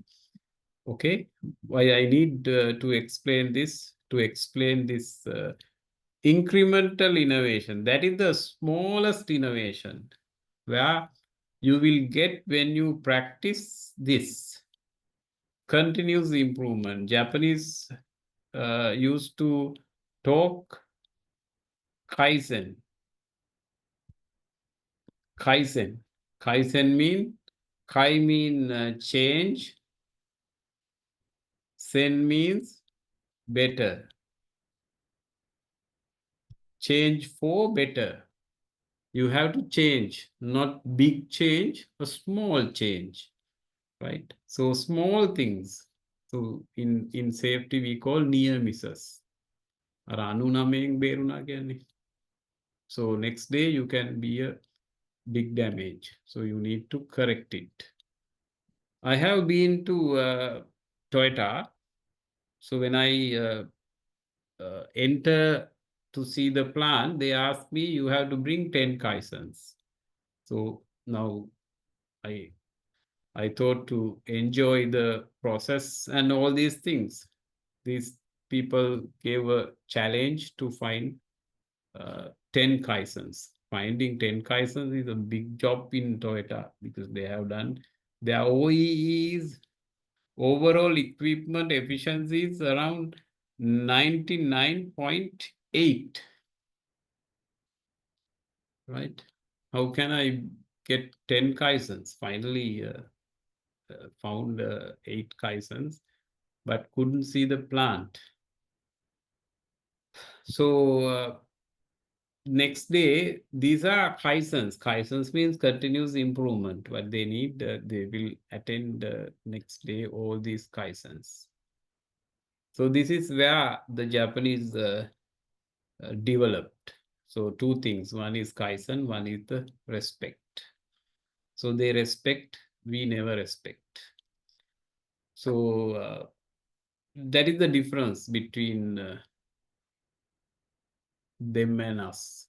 So the ISO system is more focused on continuous improvement, right? If you follow, let's say you have ISO, I know that none of the companies running ISO, only they have the certificate, right? If you run ISO, definitely you will get continuous improvement.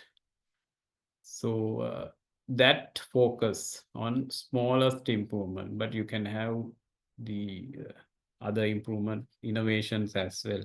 So in between you get frugal innovation, then open innovation. Likewise, many types of innovations you get in this. Anyway, the Deming system, profounding knowledge, appreciation for system. They talk about system, understanding variations, theory of knowledge, and psychology, the motivation. So variation is the one that they focus on developing the Sigma, Six Sigma. Okay. Then theory of knowledge, different knowledge system.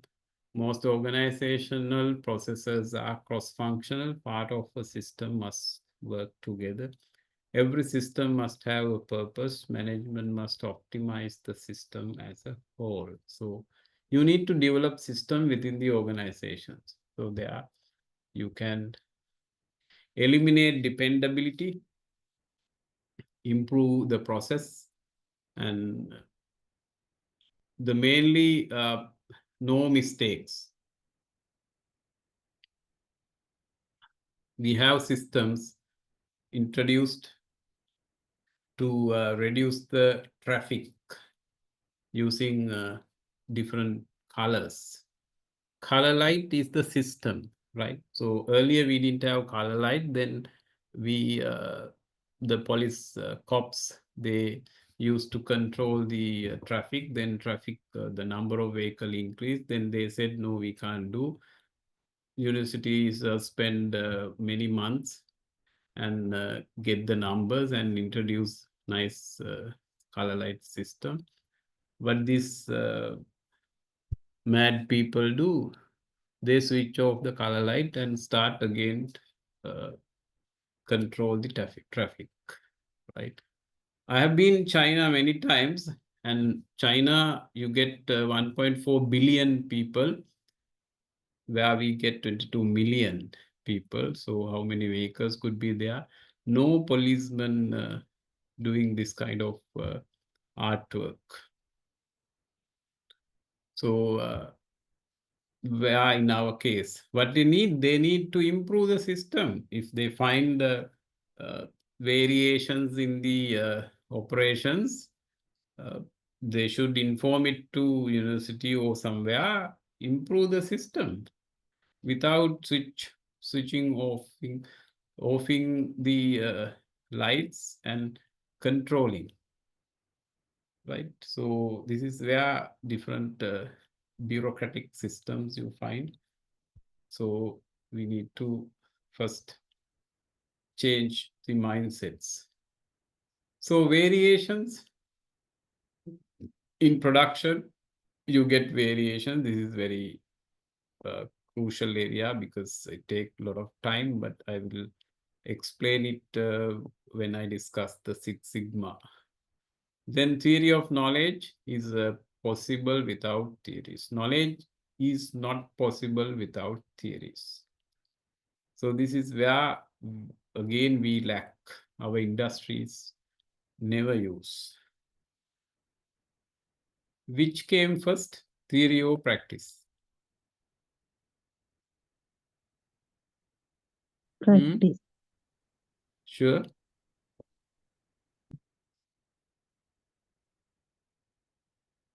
Sure.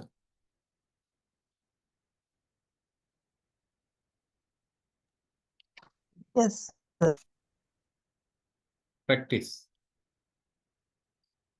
Anyone? I think they have developed theories using practices. Yes, correct. If not, Apple won't fell until Newton find the theory of gravity, no? Apple ගහේම තියෙයි theory එක හොයාගන්න.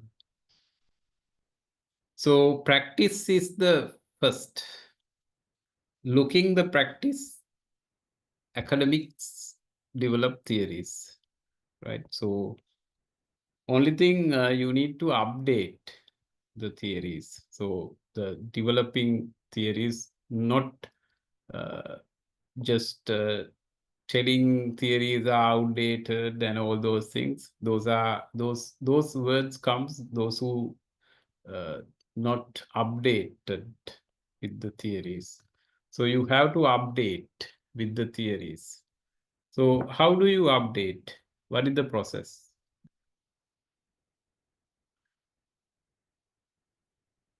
Since you all follow the masters, you have to know this, because you should do a research with the now when you want to do a research, you need to sorry? Researchers. Not researchers. Yeah, researchers update, but where you can find it? By literature reviews, Yeah, literature reviews. That's you part can, of research. yes. interviews, questionnaires. Yeah, actually you have to go through some of the publications. Literature review means you are reviewing the literature, the published documents you are reviewing and summarizing, or you are searching gaps, this kind of thing, that is called literature review. But when you want to know the latest update, you can go through some of the latest publications, right? So use the keywords and type it Google Scholar, then you will get the latest publications.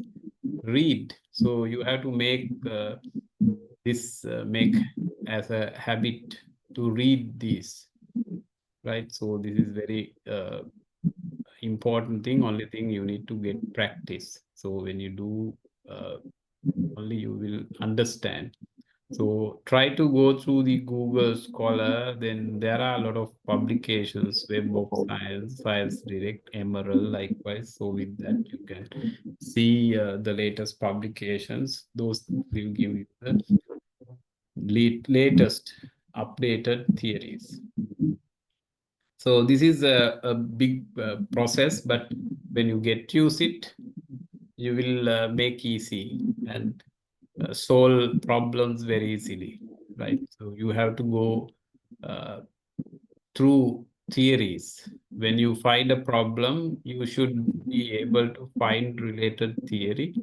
And I have a lot of example, but I don't have enough time to tell you everything, right? So we'll see later. So experience alone does not establish the theory descriptions. So this is what the cause and effect relationship, that is one of the important area you should develop. Then psychology, people are motivated intrinsically. Hakiki and extrinsically. Aristen, these Japanese words, right? So they use it. Intrinsic and extrinsic. The motivation is important in developing not this kind of motivation, but the motivation, one of the important factor to increase the quality of the product. So I will stop at this point for today. Why many things to discuss in this, and continue I think we have another session on 14th. Or 13th, no? Somewhere? 13th, no?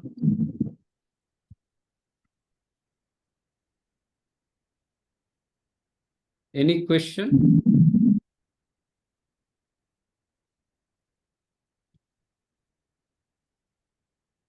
No question?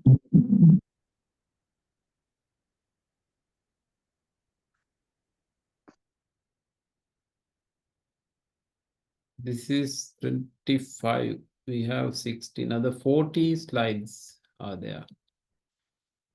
Oh my God. Okay. We'll see. We have another session on 13th, I think.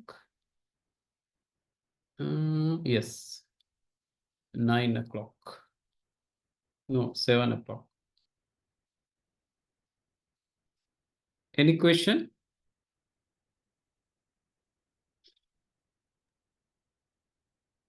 No, sir. We will read these documents another time. So next time maybe there will be some question can be raised.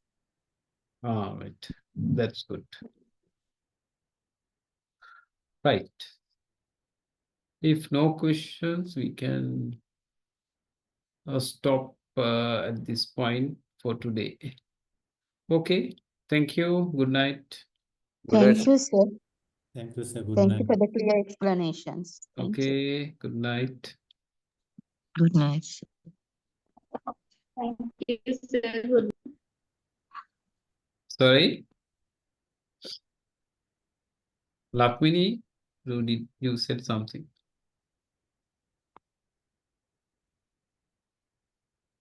Okay. Right. Thank you.